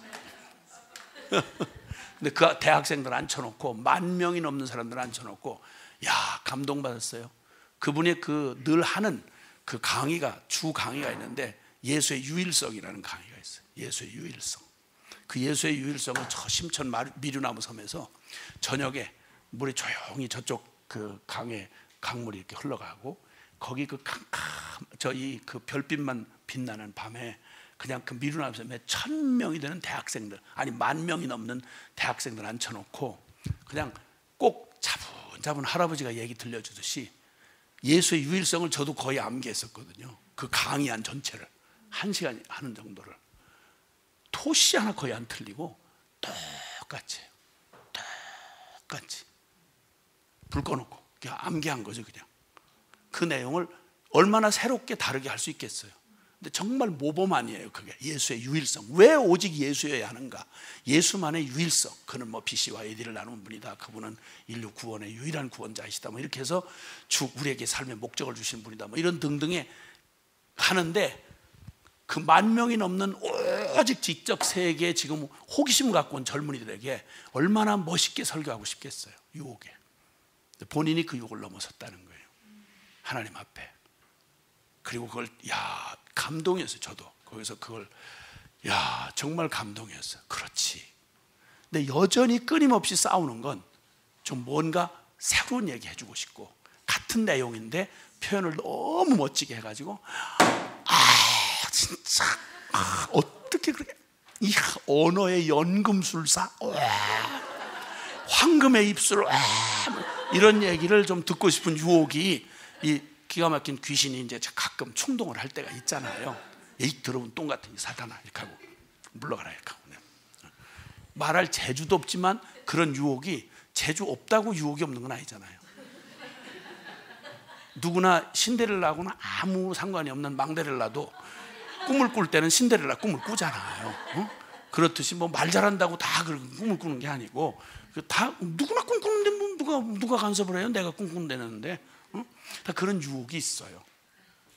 변함없이 우리가 말할 그것은 오직 예수 그리스도. 백문일답 예수 그리스도. 그분이 알아가면 알아갈수록 지적인 만족을 추구하는 걸로는 뭐 얼마 좀 몇 번 논문 좀 쓰고 몇 번 뭐 책 좀 몇십 권 읽고 이러면 더 새로울 게 없으니까. 근데 예수 그리스도는 그렇게 알아지는 분이 아니에요. 사람을 안다는 건 그렇게 알아지는 게 아니에요. 그분을 순종하고 그분과 생명의 교제를, 순종을 통해 생명의 교제를 해가면서 알아지는 건 무한대요. 무한대. 아멘. 네. 자, 그래서 우리가 이 변화된 삶, 생명의 신앙, 이게 관건이었잖아요. 명목은 다 명목주의, 다 모태신앙 그냥 명목은 남아있는데, 교리는 다 배워서 알고 있는데 생명은 떠난, 그 살았다 하는 이름은 가졌으나 실상은 죽은 자.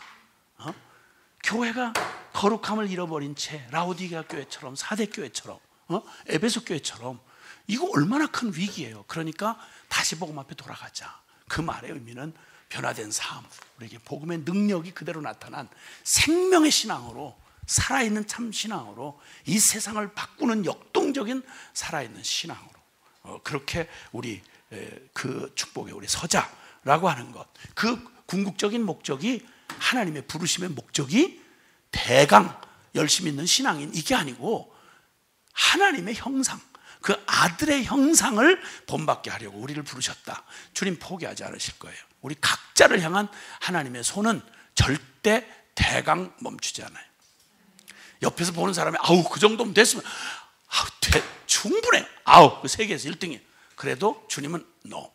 우리 주님이 오케이 하실 때까지, 주님의 마음에 그 완성이 될 때까지. 작가의 마음에는 기준이 있잖아요. 다른 사람이 칭찬하는 게 기준이 아니라 작가의 마음에 그게 흡족해야 그 다음에 조각가의 손에 정이 이제 끝나는 거고, 그 화가의 붓이 끝이 나는 거예요.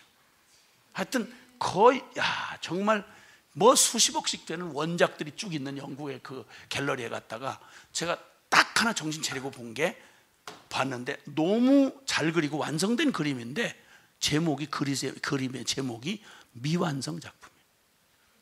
미완성 작품.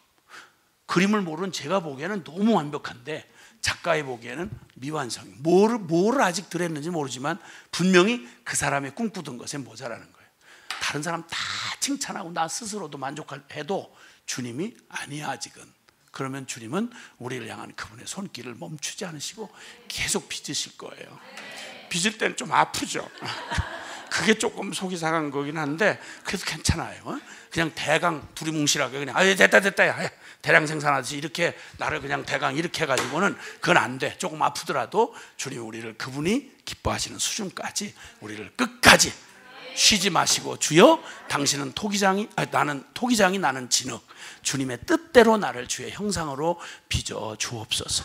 우리 한국교회를 대강 이렇게, 야 그만해도 어지간히 괜찮다, 그래도 세계 교회 중에서는 그래도 괜찮다, 이러지 마시고 주님이 꿈꾸시던 교회로 우리를 거룩하게 하시고 온전하게 하시는 일에 주님 멈추지 말아 주십시오. 할렐루야. 아멘. 아멘. 근데 이때 주님께서 이 일을, 이 엄청난 하나님 수준의 부르심을 이룰 수 있는 그 기초, 그것은 인간 아니에요. 철저히 그리스도예요. 예수 그리스도 없이 주님의 부르심은 불가능해요. 할렐루야. 그 그리스도께서 우리에게 주신 아주 혼돈되지 않도록, 우리 교회가 어디서 빗나가 있고 또 내가 어디에 미치지 못해서 지금 이 생명의 신앙, 또 이 변화된 삶이 내 안에 이렇게 온전히 나타나지 않는가라고 하는 걸 검증해 보는 건 어렵지 않아요. 주님이 아니라고 한 거 아닌 걸로 알고 하라고 한 거 하면 되는 거예요. 근데 주님이 아주 명확하게 말씀하신 그 내용이 있는데, 그 주님의 이런 표현을 한번 좀 보셨으면 좋겠어요. 요한복음, 우리 그 요한복음 13장, 요한복음 13장 36절 그 보면 거기에 그런 말씀을 하셨어요. 요한복음 13장 36절 한 절 시작. 시몬 베드로가 이르되 주여 어디로 가시나이까? 예수께서 대답하시되 내가 가는 곳에 네가 지금은 따라올 수 없으나 후에는. 아멘. 자, 지금 너로서는 안 돼. 이러세요. 자, 너는 안 돼. 너로서는 안 돼. 그러시고 후에는 내가 따라올 수 있어. 그러나 그 얘기는 나는 할 수 있어. 이렇게 표시하고 내 안에서, 나는이라고 하는 말에 내 안에서 네가 할 수 있다 이렇게 말씀하신 거죠. 자, 지금 너로서는 안 된다. 그러나 후에는 된다 이렇게 말씀하셨어요. 그러니까 주님이 안 된다고 한 게 분명히 있다는 얘기예요. 그럼 지혜로우려면 주님이 안 된다고 하는 걸 굳이 실험해 볼 필요는 없잖아요. 그렇죠? 그 길로 가면 안 돼, 넓은 길로 가면 안 돼, 그러면 그 길을 굳이 가면서 긍정의 적극적 사고방식을 할 필요는 없잖아요. 넓은 길로 가지만 뭐 다 망하지는 않을 거야. 넓은 길로 가지만 그렇다고 다 주님이 미워하시는 않을걸. 그 넓은 길로 가지만 혹시라도 잘 되는 길은 있을지도 몰라. 이런 걸 긍정의 적극적 사고방식이라. 이런 미친 짓을 해서 시간을 탕진할 수가 없단 말이에요. 주님이 안 된다고 한 건 안 되는 거예요. 아멘. 그 제일 먼저가 바로 이거에 기초한 얘기인데, 주님이 아주 명확하게 알아듣도록 말씀한 게 첫 번째, 거듭남이 없이는 절대 하나님 나라 볼 수도 없고 들어갈 수도 없다 그러셨어요. 거듭남이 없이는 절대 하나님 나라를 구경도 못하고 들어가는 건 뭐 말할 것도 없고 안 된다 그러셨어요. 거듭남 없이는. 자, 요한복음 3장 3절 거기에 표현을 한번 보시겠습니다. 요한복음 3장 3절에 보시겠습니다. 요한복음 3장 3절 찾으셨으면 시작. 대답하여 이르시되 진실로 진실로 내게 이르노니 사람이 거듭나지 아니하면 하나님 나라를 볼 수 없느니라. 아멘. 하나님 나라에 관한 어떤 진리도 들을 수가 없고, 그러니까 성경 아무리 연구하고 아무리 신학을 하고 해도 거듭나지 않고는 너 하나님 나라를 들을 수도 알 수도 없다. 들어가는 건 말할 것도 없죠. 보이지를 못하는데 어떻게 들어가겠어요. 그래서 그 다음에 주님은 다시 거듭 말씀하기를 5절에 예수께서 대답하시되 진실로 진실로 내게 이르노니 사람이 물과 성령으로 나지 아니하면 하나님의 나라에 들어갈 수 없느니라. 아멘. 자, 이 사상은 이 말씀과 이 진리는 다른 여러 곳에 여러 모양으로 거듭 강조가 되었어요. 자, 그러면 다른 건 다 그만둬도 지금 한국 교회를 염려하시고 진짜 염려하고 정말 한국 교회 미래를 향해서 우리가 나아가려고 할 때, 요 사실로만 얘기할 때 이 부르심에 교인 한 사람 한 사람의 성도, 우리 교회가 무슨 장로교회냐, 무슨 침례교회냐, 뭐 감리교회냐, 이게 중요한 게 아니라 주님의 부르심 분명하잖아요. 그럼 우리 교인 한 사람, 각 사람을 그리스도 안에 완전한 자로 세우는 것, 이게 목적이잖아요. 이것만 한번 점검해 보자는 거죠. 우리 교회 건강한가? 우리 교회 장로님 그냥 뭐 다른 기준 없이 그냥 쉽게 표현해서 그리스도 안에 완전한 자, 이 말을 달리 좀 쉽게 얘기한다면 그 장로님 진짜 예수 빼고는 그 양반 설명할 수가 없어요. 그분은 뭐 연약하고 부족하고 다 그런 거 사실인데 분명한 건 그분이 예수님이 전부예요. 이렇게 말할 장로님은 과연 몇 분인가? 예수님 없이는 하루도 불안해서 살 수 없는 권사님, 그 사람은 몇 사람이나 그 교회 안에 몇 퍼센트나 만들어놨나? 아니, 신앙이 그거니까. 그리스도 안에서 완전한 자니까. 얼마나 똑똑하냐, 어느 대학을 나왔냐, 얼마나 수준 높은 교인들이 모였냐, 이게 아니라 정말 거기 성령, 예수님이 다스리시고 통치하시는, 색깔이야 다 다를 수 있죠. 다를 수 있는데, 말이 빠른 사람, 느린 사람, 그냥 성질 아주 칼칼하게 생긴 사람, 또 아주 그냥 누구라도 좋게 생긴 사람, 여러 가지로 있을 수 있고 특성이 다를 수 있지만, 한 가지 분명한 건 그 사람의 표현하는 방법은 다 다를 수 있어도 그 사람에게서 정말 성령의 열매가 나타나는가? 사랑, 희락, 화평, 자비, 양선, 온유, 충성, 절제, 오래 참음. 그 사람이 가지고 있는 약점이 결론이 아니고, 그 약점이 있음에도 불구하고 금방 얼굴이 매일 붓게 이렇게 끌어오르다가도 저예요 하고 금방 이제 혈압이 내려가고 금방 그렇게 되는가? 그 사람 그러면 분명히 저건 성령님이 정말 지배를 하고 있구나, 의지하고 있구나 알 수 있잖아요, 그렇죠? 그 냉강 뭐 성령님이고 말씀이고 전혀 거침없이 성령님 잠깐 비키라 이거야. 성질을 내고 하자고 뭐 이런 식으로 가면 그 인간은 그 좀 그렇잖아요, 그렇죠? 아무리 똑똑하고 뭐 아주 회장님 부인이고 별소리를 다 해도 그 사람이 정말 주님이 부르신 부름에 이 기준에 딱 보면 주님이 부르시는 그 기준을 향해서 그 사람 지금 나아가고 있는 사람인지 아니면 그 부르심에 온전히 들어선 사람인지 정도는 알 수 있지 않겠어요? 그 교회가 뭐 어떤 교단이냐, 얼마나 건물이 대단하냐, 뭐 무슨 신학적 배경을 가지고, 이거보다 더 중요한 건 부르심으로 좋아, 아니 허설픈 신학보다야 아주 견고한 신학 가지면 더 좋지. 그러면 더욱 온전한 교인들이 거기 서 있겠지. 근데 만약에 그건 어마어마하게 갖고 있는데 이게 전부 죽은 송장론 같아. 인간 냄새 풀풀, 육적인 냄새가 풀풀 나고 그저 육적인 거 거들먹거리고, 얘기를 하면 도대체 영적인 냄새가 찾아볼 수가 없는, 말귀도 못 알아듣는 사람들로 그냥 질펀하이 막 그냥 어디 가서 딴 데 통일 가도 절간 가도 전혀 냄새가 다르지 않을 그 육적인 흐시되고 그냥 뭐 온통 시기 경쟁 질투 또 뭐 이런 거라면 아무리 서울 복판 제일 비싼 터에 가장 화려한 예배당을 갖고 있고 역사 전통을 자랑하고 별소리를 다 해도 이 부르심하고는 거리가 먼 거 아니에요? 그럼 병이 들었다는 얘기 아니에요? 이거 뭐 이렇게 어려워요? 이게 어려울 게 없잖아. 그 교회 설교 그 기초가 분명히 그리스도인가? 정말 그리스도를 드러내나? 그리스도가 결론인가? 아니면 윤리 도덕 강연하는 건가? 정치적 발언하는 건가? 이거 몰라요? 그거? 보면 알지.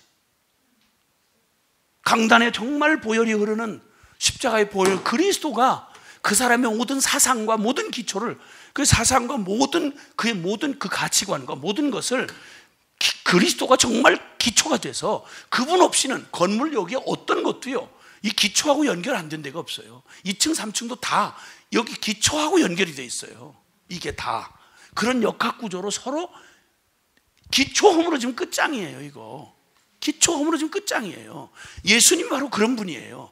우리가 아무리 뭘 별걸 다 한다고 해도 교회 안에서 일어나는 우리의 삶과 연관된 모든 것들은 다 그게 전부 어디에 뿌리가 다 있냐면 그리스도에 다 있어야 돼. 그래서 그곳으로 가면 서로 다 동의가 일어나고 그렇지 이렇게 될 수 있어야 되는데 과연 우린 그러냐는 거죠. 우리의 사업은, 우리의 선교는, 우리의 설교는, 우리의 기도는 정말 그리스도가 기초가 되어 있느냐라고 하는 질문을 안 해볼 수가 없어요. 그 건강을 해보는 거예요.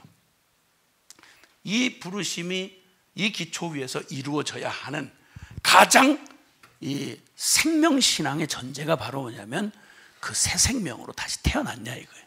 거듭났느냐. 그러면 이것부터 물었어야 될 거 아니냐는 거죠.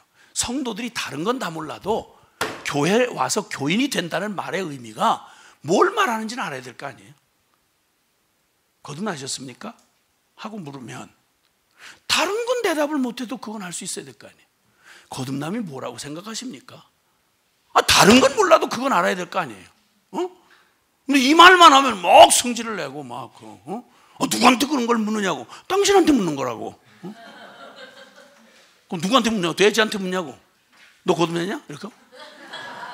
네가 사람이고 더군다나 교회에 앉아있는 장로님인데 그럼 당신한테 안 묻고 이걸 누구한테 물어? 지금 이거 누구한테 얘기한지 아세요? 이거? 니고데모한테 얘기한 거예요.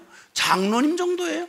유대인 중에 이 사람 최고 대표적인 뛰어난 탁월한 사람이었어요. 이 사람한테 묻는 거예요. 지금 주님이 너 거듭나지 않고는 하나님 나라 구경도 못한다. 너 주님이 하신 말씀이에요. 이걸 뭘 어렵게 해석을 필요해요. 이게 예수님이 이렇게 하신 건데 이걸 뭘 연구를 하느냐고. 그냥 읽으면 되는 거지. 못 알아들으시겠어요? 지금도? 그 희한한 거예요. 이게 희한한 거야. 너무 생각을 하다가 여기에 열이 받으면 그렇게 되나 봐요. 생각할 걸 해야지. 아니 너무도 단호하시잖아요. 안 돼. 너는 안 돼. 거듭나지 않고는 하나님 나라 들어갈 수 없어. 그러면 긴 얘기할 거 없고, 그래요? 주님, 어떻게 거듭나야 돼요? 뭐가 거듭난 거예요? 이게 가장 먼저 성도들이 제일 깊은 관심을 둬야 될 게 그거 아니겠냐고요. 그걸 도와줘야 될 거 아니겠어요? 그래야 살아있는 신앙의 가장 전제가 바로 이거단 말이에요. 그러면 과연 모든 교회가, 제가 이제 이런 식으로 얘기를 했더니 이제 막 그렇게 또 얘기가 막 나오는 거죠. 교회는 복음이 없다고 말했다, 저놈이. 교회가 복음이 없다고 말한 게 아니라 교회는 복음 때문에 세워진 게 복음인데, 그 복음 전하라고 세운 게 교회인데, 그럼 아예 교회가 교회 아니라는 얘기지. 그런 얘기를 한 적이 없죠. 근데 교회 안에 분명한 거는 교회 안에 복음을 모르는 사람이 적지 않게 많이 있다는 건 사실이잖아요. 왜냐하면 본인들이 어떻게 연구해서 사람들이 알아? 나는 돌아다닌 사람인데, 내가 30년을 직접 그거 훈련해 가면서 돌아다닌 사람인데 내가 알지 누가 알아? 그러면 대한민국에. 이 말은 그분들한테 해야 될 건데 왜 여러분들한테 하는지 모르겠어요. 그거 참 이상하네. 저도 이상해요. 미쳤나 잠깐? 하여튼 뭐 어쨌든 그러니까 주님 앞에서 이 사실을 주님이 말한 얘기 중에 다른 건 다 그만둬놓고 여러분 이런 말을 아주 극단적으로 들릴 만큼, 아니 극단적으로 들릴 만큼이 아니라 극단적으로 말씀하시죠. 왜냐하면 극단이니까. 거듭 못 나면 못 들어가요. 천국은 아무 놈이나 그냥 대강 이렇게 해서 개모임 해가지고 들어가는 데가 아니라고. 나도 좀 끼워주세요. 이렇게 대강 봐줘서 들어갈 수 있는 나라가 아니라고요. 왜 아닌 걸 굳이 그렇게 억지로 만들어가지고 복잡하게 하느냐고. 아니라고 하면 아닌 걸로 알면 되는 거 아니겠어요? 아니에요. 안 돼요. 될 수가 없어요. 응? 어쩐지. 아니에요. 그러면 여기 마태복음 21장에 한번 보세요. 그러면 거듭나지 않은 사람은 그럼 다 교회 밖에 있는 사람만 얘기하는 거냐? 아니요.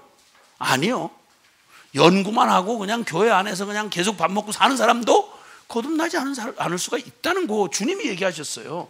마태복음 7장 21절 이하에서 23절 찾으셨으면 시작 7장 마태복음 7장 21절부터 시작. 다만 하늘에 계신 내 아버지의 뜻대로 행하는 자라야 들어가리라. 많은 사람이 나더러 이르되 주여 주여 이름으로 선지자 노릇하며 주의 이름으로 귀신을 쫓아내며 주의 이름으로 많은 권능을 행하지 아니하였나이까 하리니 그때 내가 그들에게 밝히 말하되 내가 너희를 도무지 알지 못하니 불법을 행하는 자들아 내게서 떠나가라 하리라. 아멘. 아멘. 이 앞뒤의 모든 얘기가요 다른 거 아니에요. 앞뒤의 모든 얘기가 나쁜 열매는 나쁜 열매를 맺고 좋은 열매를 좋은 열매 맺어서 나무 연구할 게 뭐 있냐. 사과 맺히면 사과나무인 줄 알면 되지. 그럼 육신의 열매가 맺히면 그 육에 속한 놈이고 영의 열매가 맺히면 영에 속한 놈 아니냐. 열매로 보아한다. 나무는 그 앞에서 그 얘기했어요. 그 다음에 그 뒤에도 어리석은 자 되지 말아라. 모래 위에 집 짓지 말아라. 그러면 금방 비 오고 바람 하면 그냥 무너진다. 그러니까 말씀을 듣고 행하는 자가 되라. 말씀을 듣고 연구를 했는데 주여 주여는 하는데 행하지 아니하면 그게 꼭 어리석은 짓이다. 그게 모래 위에 집을 짓는 것과 똑같다. 초등학생도 알아들어요 이걸. 초등학생도 알아듣고 이걸 남한테 전해요 초등학생이. 근데 이걸 왜 못 알아들어요 이걸? 뭐가 그렇게 꼬여서 이렇게 이걸 못 알아듣냐고. 이게 복잡한 말이냐고. 주님이 이렇게 단순하게 말씀했잖아요. 그러니까 앞에서 사람들이 주여, 우리가 주의 이름으로 귀신도 쫓아내고 주의 이름으로 능력도 행하고 주의 이름으로 막 선지자 노릇도 했습니다. 이거 그냥 봐도 자격, 정통 그대로 다 모든 자격 가진 사람들 아니에요? 그런데 미안한데 난 너를 도무지 몰라. 이 불법을 행한 자야. 주님의 이름을 이용해서 사업도 하고 직분도 하고 다 하는데 너 여전히 네 중심을 끌고 가는 건 불법이잖아.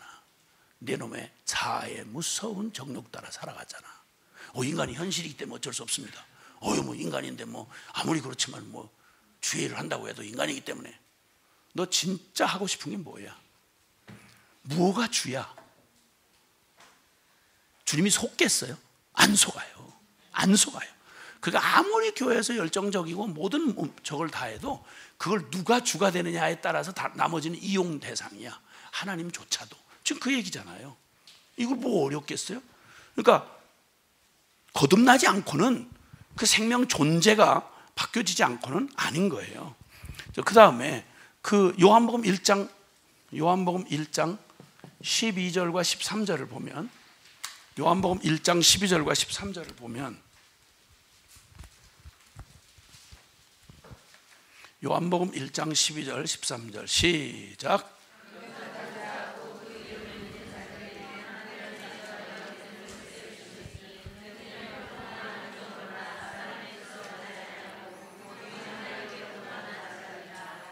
아멘. 아멘. 예수님을 그 전에 11절에 보면요, 예수님이 자기 땅에 오매 자기 백성이 영접지 않았다고 그랬어요. 이 자기 땅이 누구냐면 유대인들이에요. 구약 성경을 그냥 자기들 자랑과 선민의식이 가득 찼고 모태신앙들이죠. 다 알아요. 성전에서 예배드리고 하나님을 주여 주여 하던 사람들이에요. 그런데 예수님이 오매 자기 땅에 자기 백성에게 오셨어요. 이방인에게 온 게 아니고, 다 안다는 사람들, 다 기득권자들, 선민의식, 요즘으로 말하면 다 교인이고 직분자고 다 성직자고 다 그래요. 그런데 예수님을 영접하지 않아요. 왜냐하면 예수님 영접하려면 그냥 예수님 영접합니다 이렇게 따라서 기도하는 걸 말하는 거 아니에요. 예수님 영접하려면 십자가 부활을 받아들이라는 말이거든요. 그 말은, 십자가를 받아들이라는 말은 네 자아에 대하여, 네가 주인 놓고 살아왔던 거듭나지 아니했던 너의 삶에 대해서 주님의 십자가의 죽음과 동일하게 죽음을 받아들이는 말은 나 죽었다는 걸 받아들이라 이 말이에요. 그리고 예수님을 그냥 일부분으로 받아들이는 게 아니라 나 잘 좋은 일 하는데 도움이 되고 예수님 믿으면 조금 마음에 평안을 얻는 이용할 예수가 아니라 그분을 새 생명으로, 그분 빠지면 나는 아무것도 아닌 새 생명으로 받아들여 영접하라 이 말이에요. 그러니까 영접 안 하는 거예요. 그러니까 영접 안 하는 거예요. 이 사람들 다 예수님 열광하던 사람들이에요. 예수님 병 고쳐준다는데 시를 놈 어디 있어요? 그냥 열광을 하고 유대 사람 다 모였죠. 기적을 베푼다는데 시를 놈이 어디 있겠어요? 다 모였죠. 그런데 주님이 난 너희를 위한 생명의 떡으로 왔어 이러면 막 얼굴 딱 돌리고 가버리는 거예요. 너희는 회개하고 주 예수를 믿어야 되겠어. 혈통이나 다른 거 가지고 안 돼. 너는 오직 십자가에 회개하고 나를 전부로 받아들여야 돼. 그러니까 못하겠어요. 그리고 돌아가는 거예요. 돌아간 정도만 아니라 십자가에 못 박아 죽여버렸어요. 그냥 예수님을. 누가? 유대인이. 여러분, 사도행전에 아주 가장 유명한 설교 중에 스데반 설교가 있어요. 설교를 잘하면 돌에 맞아 죽을 확률이 높아요. 복음이 명확하면 뭐 칭찬받고 유명해지는 게 아니라 돌 맞아 죽을 확률이 높아요. 근데 그 설교야말로 구약 전체를 쫙 개관하면서 그들이 그 자존감에 높여있던 유대의 선민의식을 그냥 쫙 성경을 근거로 아브라함의 언약부터 시작해서 메소포타미아에 있을 때 주님이 그를 불러내서 죽최후의 역사를 통해서 광야, 그리고 가나안, 정착, 다윗 왕조까지 쭉 설교를 해요. 아마 사도행전의 제일 긴 설교일 거예요. 그리고 그들이 무슨 짓을 했는지를 제가 자꾸 얘기를 이렇게 하다 보니까 너무 부정적으로 이스라엘 또 뭐 깐다 이렇게 얘기를 하는 분이 있어요. 아니요, 이스라엘 사람인 그들이 스스로 여기 성경 안에 증거가 수없이 반복되어 있어요. 그러니까 그냥 이를 갈고, 마음에 찔리니까, 아니라고 할 수 없으니까 찔리니까 이를 갈고 돌을 들어서 쳐 죽인 거죠. 그냥 스데반을 못 받아들여요. 복음은 내용 자체가 이 죄인된 본성으로는 도저히 받아들일 수 없어요. 그러니까 뭐라고 말하냐, 이는 혈통이나 모태신앙이기 때문에 뭐 다 믿는 집에 태어났기 때문에 받아들일 수 없는 거예요. 혈통이나 육정이나 사람의 뜻, 막 율법 지키고 아무리 의지적인 노력을 한데도 받아들일 수 없는 게 예수 그리스도를 받아들이는, 그를 영접해야 거듭나거든요. 그 믿음이거든요. 근데 못 받아들이는 거예요. 그러니까 이 상황으로 몰고 가서 바로 복음이 이런 거라고. 복음 몰라서 막 그냥 답답하고 안타까워요. 뭐가 잘 변화되질 않아요. 어떻게 하면 좋아요? 어떻게 믿어야 잘 믿는 건지 모르겠어요. 그 잘 가르쳐주면 믿겠냐?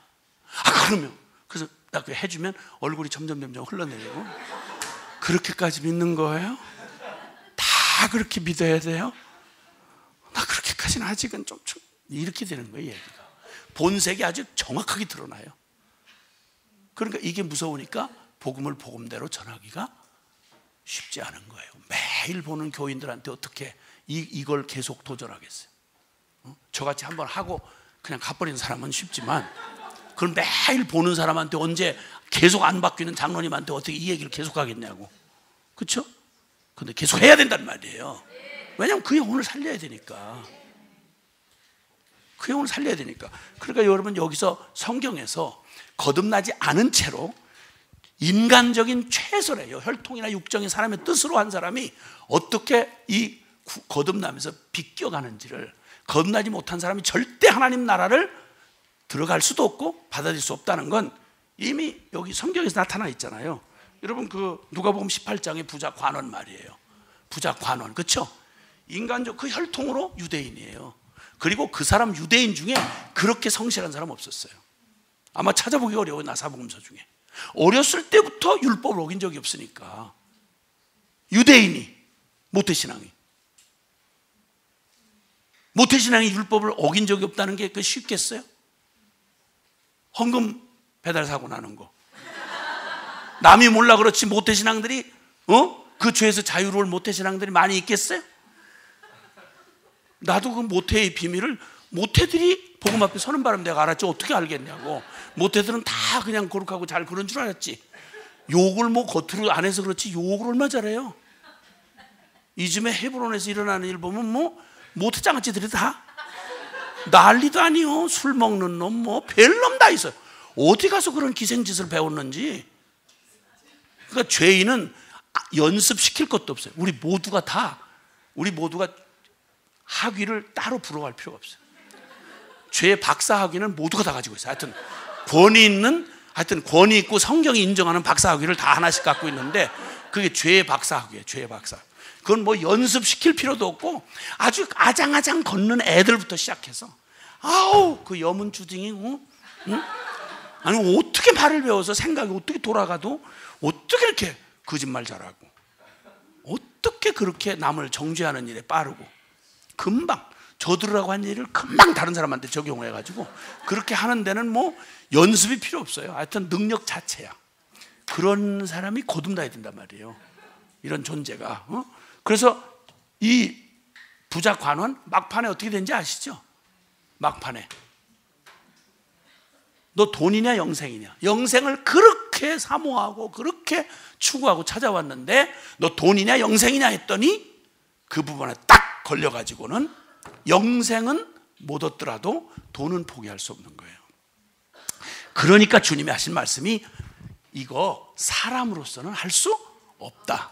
그러나 하나님으로서만 하실 수 있다. 그러므로 거듭난다는 건 위로부터 나는 것이며 그 위로부터 난다는 그 증거가 뭘로 드러나냐면 본성으로는 도저히 받아들일 수 없는 게 예수님 영접하는 거예요. 십자가 부활의 복음을 받아들이는 거 이거는 우리 인간의 노력 가지고 안 돼요. 할 수가 없어요. 네. 율법 선생이면서도 안 되고. 네. 그러니까 자기 인생에 거듭난다는 말 다른 거 없어요. 육으로 난 건 육이고 영으로 난 건 영인데 우리 모두가 거듭나기 전에는 육으로 난 사람들이잖아요. 그러니까 육적인 반응하고 내가 주인인 거야. 옛자인 육적인 내가 주인인 거예요. 근데 이게 바뀌고 내가 내 삶의 결정권을 갖지 아니하고 주님이 결정권을 갖는. 그래서 이제는 내가 주인이 아니라 주님이 주인인 이런 완전히 이 개벽한 이런 존재로 다시 태어난, 하늘로부터 다시 태어난, 영으로 다시 태어난, 그 다시 태어난다는 말이 바로 십자가 부활을 통해서 주님이 그 진리 안에서 우리가 태어나는 걸 말하는 건데, 이 얘기를 한번 제가 목회자 세미나 때 한번 이 얘기를 하면서 제 경험담 얘기를 했어요. 제가 한번 고등학교 교사, 여자 교사인데 그때만 해도 뭐 지금이야 좀 그렇지만 옛날에 고등학교 교사 그러면 뭐 완전히 뭐 그냥 더군다나 여자분으로 그러면 얼마나 그러겠어요? 그래서 계속 이제 그 교편 생활을 하시는 분인데 제가 전도를 어떻게 하게 됐어요. 사형리로 전도를 했는데 얼마나 막 그냥 세상에 어떻게 어머나 세상에 나도 그렇게 준비된 사람 또 쉽지 않았어요. 거기도 어머나 세상이고 나도 어머나 세상이야. 아니 어떻게 이렇게 준비된 죄인이 있나. 그래가지고 사형리를 하는데 2번 설명할 것도 없고 어떻게 예수님을 주인으로 영접하겠냐, 구주와 주님을 영접하겠냐. 그러면 정말 너무 이렇게 해가지고 이제 영접하는 기도를 가르쳐주고 영접했어요. 그러니까 너무 기뻐하는 거예요. 근데 너무 그렇게 꼭 각본 짜고 하는 것처럼 그러니까 그게 내가 조금 약간 이게 이렇게 쉽게 이렇게 될 일이 아닌데 이게 약간 좀 이상하다 이런 생각이 좀 들었어요. 그래서 점검을 하려고 아유 고맙습니다. 아유 자매님 정말 축하드립니다. 근데 그 점검을 해보고 싶어서 지금 자매님 제가 기도를 가르쳐 드렸는데 예수님 내 마음에 오세요 할 때 어떻게 기도를 한지 기억나시냐? 그래도 잘 못 알아듣고 그러길래 구주와 주님이 되어주세요. 나를 이 죄악에서 구원해 주실 뿐만 아니라 나의 주인이 되어주세요 하고 기도하셨지요. 그렇게 한 것 같으대. 그래서 그 말이 무슨 의미인지를 금방 처음 들은 분이라 잘 모를 수 있는데 그 말을 내가 설명을 해주겠다고 얘기를 했어요. 그래서 교사들이 제일 어려워하는 얘기를 한번 콕 찍어봤어요. 그러니까 부자 관원한테 돈을 버리고 날 따라 이런 것처럼 예수님한테 배운 거지. 그러니까 나도 그 잔인하고 극단적으로 말하고 싶은 게 아니라 예수님이 그러셨으니 어떡하냐 말이야. 나도 그래서 제가 얘기했어요. 자매님 정말 축하드린다고. 근데 그 주인으로 예수님을 모셨다는 말은 이런 말이다. 그동안은 예수님이 만약 이렇게 자매님한테 사랑하는 딸아 네가 그동안 고아처럼 내가 하나님도 모르고 네가 고아처럼 가족 먹여 살릴라 또 네가 여기서 또 성공할라 너무 고아처럼 애쓰고 살아온 거 내가 너무 안타까웠는데 네가 이제 나를 만났으니 나는 너의 아빠다. 그러니까 걱정하지 말고 네가 네 인생 걱정하고 고아처럼 그럴 필요가 없다. 그러니까 이제는 내가 너의 주인인 내가 너를 사랑해서 이제는 네가 그동안 막 그런 두려움이나 걱정 때문에 그랬다면 지금 교사 그만두고 네 가정으로 돌아가서 이제 너 남편과 아이들 정말 사랑하는 사랑하고 섬겨주는 내 증인이 되라. 이렇게 주님이 말씀하실 때 주인님 주인님 뜻이 그러시면 제가 금방 사표 내고 가서 가정으로 돌아가겠습니다. 이렇게 말하는 걸 주님이 되어주세요라고 기도한 거다. 이렇게 얘기가 끝나기도 전에 얼굴이 하얗게 질리는 거예요. 기쁨이 싹 사라지고. 어머, 그게 그런 내용이었어요? 그럼 처음부터 얘기를 해야지요. 내 이름 빼주세요. 이게 불교에 이제 이름 올리는 것처럼 영접 기도하는 게 그런 줄 알았던 거야. 그러니까 그 이름을 빼달래. 이 사람 믿은 사람이 안 믿은 사람이야. 왜 이렇게 열정적으로 반응했을까요? 뭔가 죄책감에 시달리고 있었죠. 그 죄를 다 한꺼번에 깨끗이 면죄해 준다고 하니까 너무 자유다 그랬지.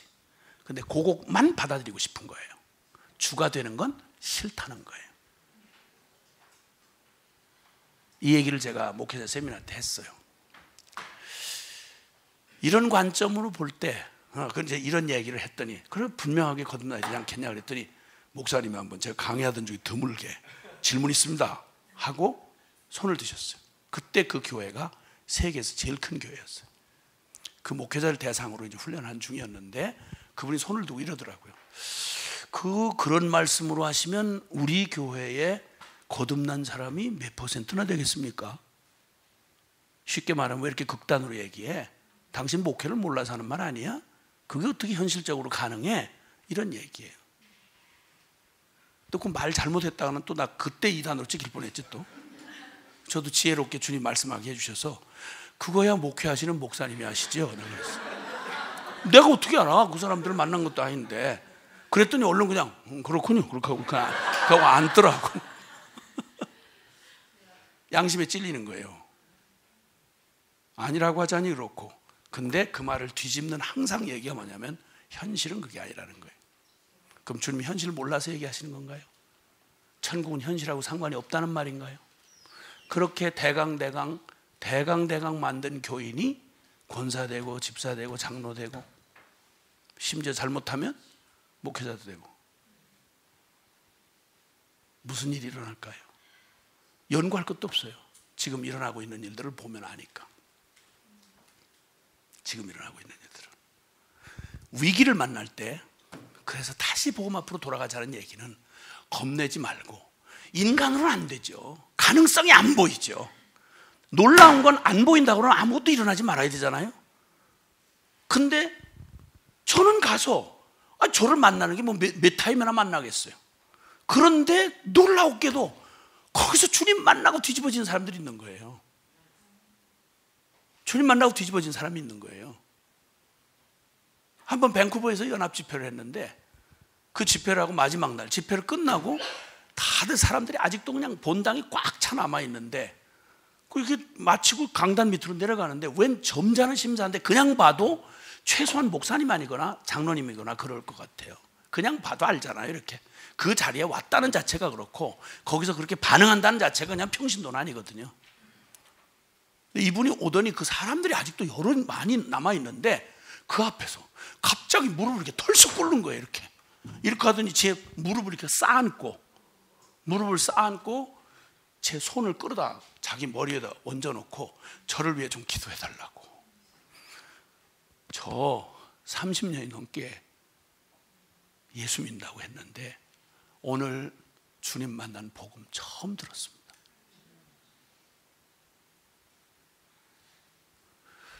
한 분은 제가 집회를 마쳤는데 담임 목사님이에요. 하도 싸움을 많이 하던 교회, 대법원까지 가서 막 재산 싸움 하던 그런 교회인데 이분이 둘째 날 말씀을 마쳤는데 당회실로 이렇게 딱 당회장실로 돌아오는데 그분도 역시 또 뒤에서 그분은 나를 또 이상하게 내 무릎이 자꾸 이렇게 여기다 가시를 붙이고 다니든지 해야 돼요. 뒤에서 또 이렇게 끌어안고 당회장 목사님이 저를 위해 기도 좀 해주십시오. 눈물이 글썽해서 복음 전할 수 있는 목회자가 되게 해달라고 기도 좀 해달라고. 왜냐하면 하도 상처를 받은 교인들이 그냥 악만 남아가지고 남아있으니까 무슨 말을 해도 상처를 받고 무슨 트집만 걸리면 큰일 나는 거예요. 그러니까 잘못 말을 했다가는 저거 하니까 아야 본질적인 얘기는 들어가지도 못하고 매일 뭐 우리 희망을 가집시다, 우리 잘 삽시다, 뭐 하나님 우리 축복하십니다. 자기 영혼에도 너무 고통스러운 거예요. 그러니까 나도 복음을 전할 수 있는 목사 되게 해달라고 글쎄 그러시는 거예요. 가는 곳마다 그 복음 전해주시는 복음 저 지구촌 저쪽에서 복음 전해주신 그거 생명처럼 붙들고 저 마약하던 사람인데 저 이렇게 다 깨진 사람인데 저 주님 만나서 지금 이렇게 살고 있어요. 가는 곳곳마다 그 어렵게 다 얘기할 수 있겠어요? 근데 그 어렵게 뚫고 와서 그냥 손 붙잡고 그냥 고백을 하면서 날 보고 오래 살으래요.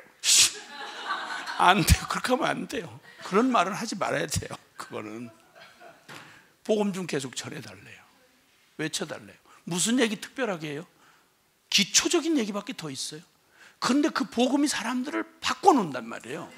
왜냐하면 복음이 능력이니까 사람이 하는 게 아니고 주님이 하시니까 그 얘기를 듣고 싶은 거예요. 당신 그대로는 천국 못 가. 거듭나야 돼. 이렇게 말해주는 사람에게 좀 나 좀 얘기 좀 해달라는 거죠. 믿는 게 뭐 어려워요? 주님이 다 이뤄놓은 걸 그걸 믿으라는데 그래서 불가능한 네가 그렇게 됐다, 구원받게 됐다, 이걸 왜 어려우냐고. 이게 못 버리니까 어려운 거지. 바등바등하고 이거 놓고 싶지 않으니까 어려운 거지. 결론 뻔히 났는데 불을 밟고 뜨거우면 발을 빼면 될 거 아니야. 발이 뜨거워요. 어떻게 하면 좋을지 모르겠어요. 발이 잘 안 빼져요. 어떻게 타는 수밖에 없죠. 타는 수밖에 없지. 그놈의 악독을 그거 어떻게 해야 되겠어요, 그거. 정말. 그러니까 지금도 이 완전한 복음은 지금도 이 복음은 여전히 똑같은 동일하게 그 복음이 반응을 한단 말이에요. 괜히 겁에 질려서 이런 사람들은 안 바뀔 거다, 많이 배운 사람들은 안 바뀔 거다. 아니요. 확률적으로 볼 때 많이 배웠다는 사람들이 그냥 아무 진리도 아닌데 그거 하나 막 가지고 인생을 걸고 이렇게 연구를 한 사람이니까, 집중을 한 사람이니까 복음 진리가 이거 어마어마한 얘기 아니에요? 그런 사람들이 오히려 잘 믿어요. 믿으면 단순하게 확 뒤집어져요. 왜 어중간하게 끄실는 사람들이 어렵지? 진짜 어려워, 그 사람들이요. 정말 주님의 복음이 지금도 변함없이, 주님의 전제, 거듭나지 않으면 절대 하나님 나라 들어갈 수 없다. 이것만 진짜 비중 있게 들었더라면 우린 초점 없는 일을 안 했을 거예요. 그리고 이것만 확실히 순종했더라면 억지로 군더더기로 막 갖다 조직하고 끌고 가고 막 억지로 안 시켜도 잘 하시잖아요. 복음 앞에 부딪히고 나면 그 다음 해라 말아라 할 것도 없이 어떻게 반응하는지 여러분 증인이잖아요. 복음 앞에 반응하고는 누가 시켜서 했어요? 그때부터는 말리기 시작하잖아요. 주변에서 전에는 해라 일어나 성경 좀 읽어 기도 좀 해. 아주 막 시키는 사람도 받는 사람도 어려웠지만 이거 변하고 나면 그냥 너무 그러지 말아라. 너무 극단으로 치우치지 말아라. 그래도 사람이 현실적으로 생각을 해야 된다.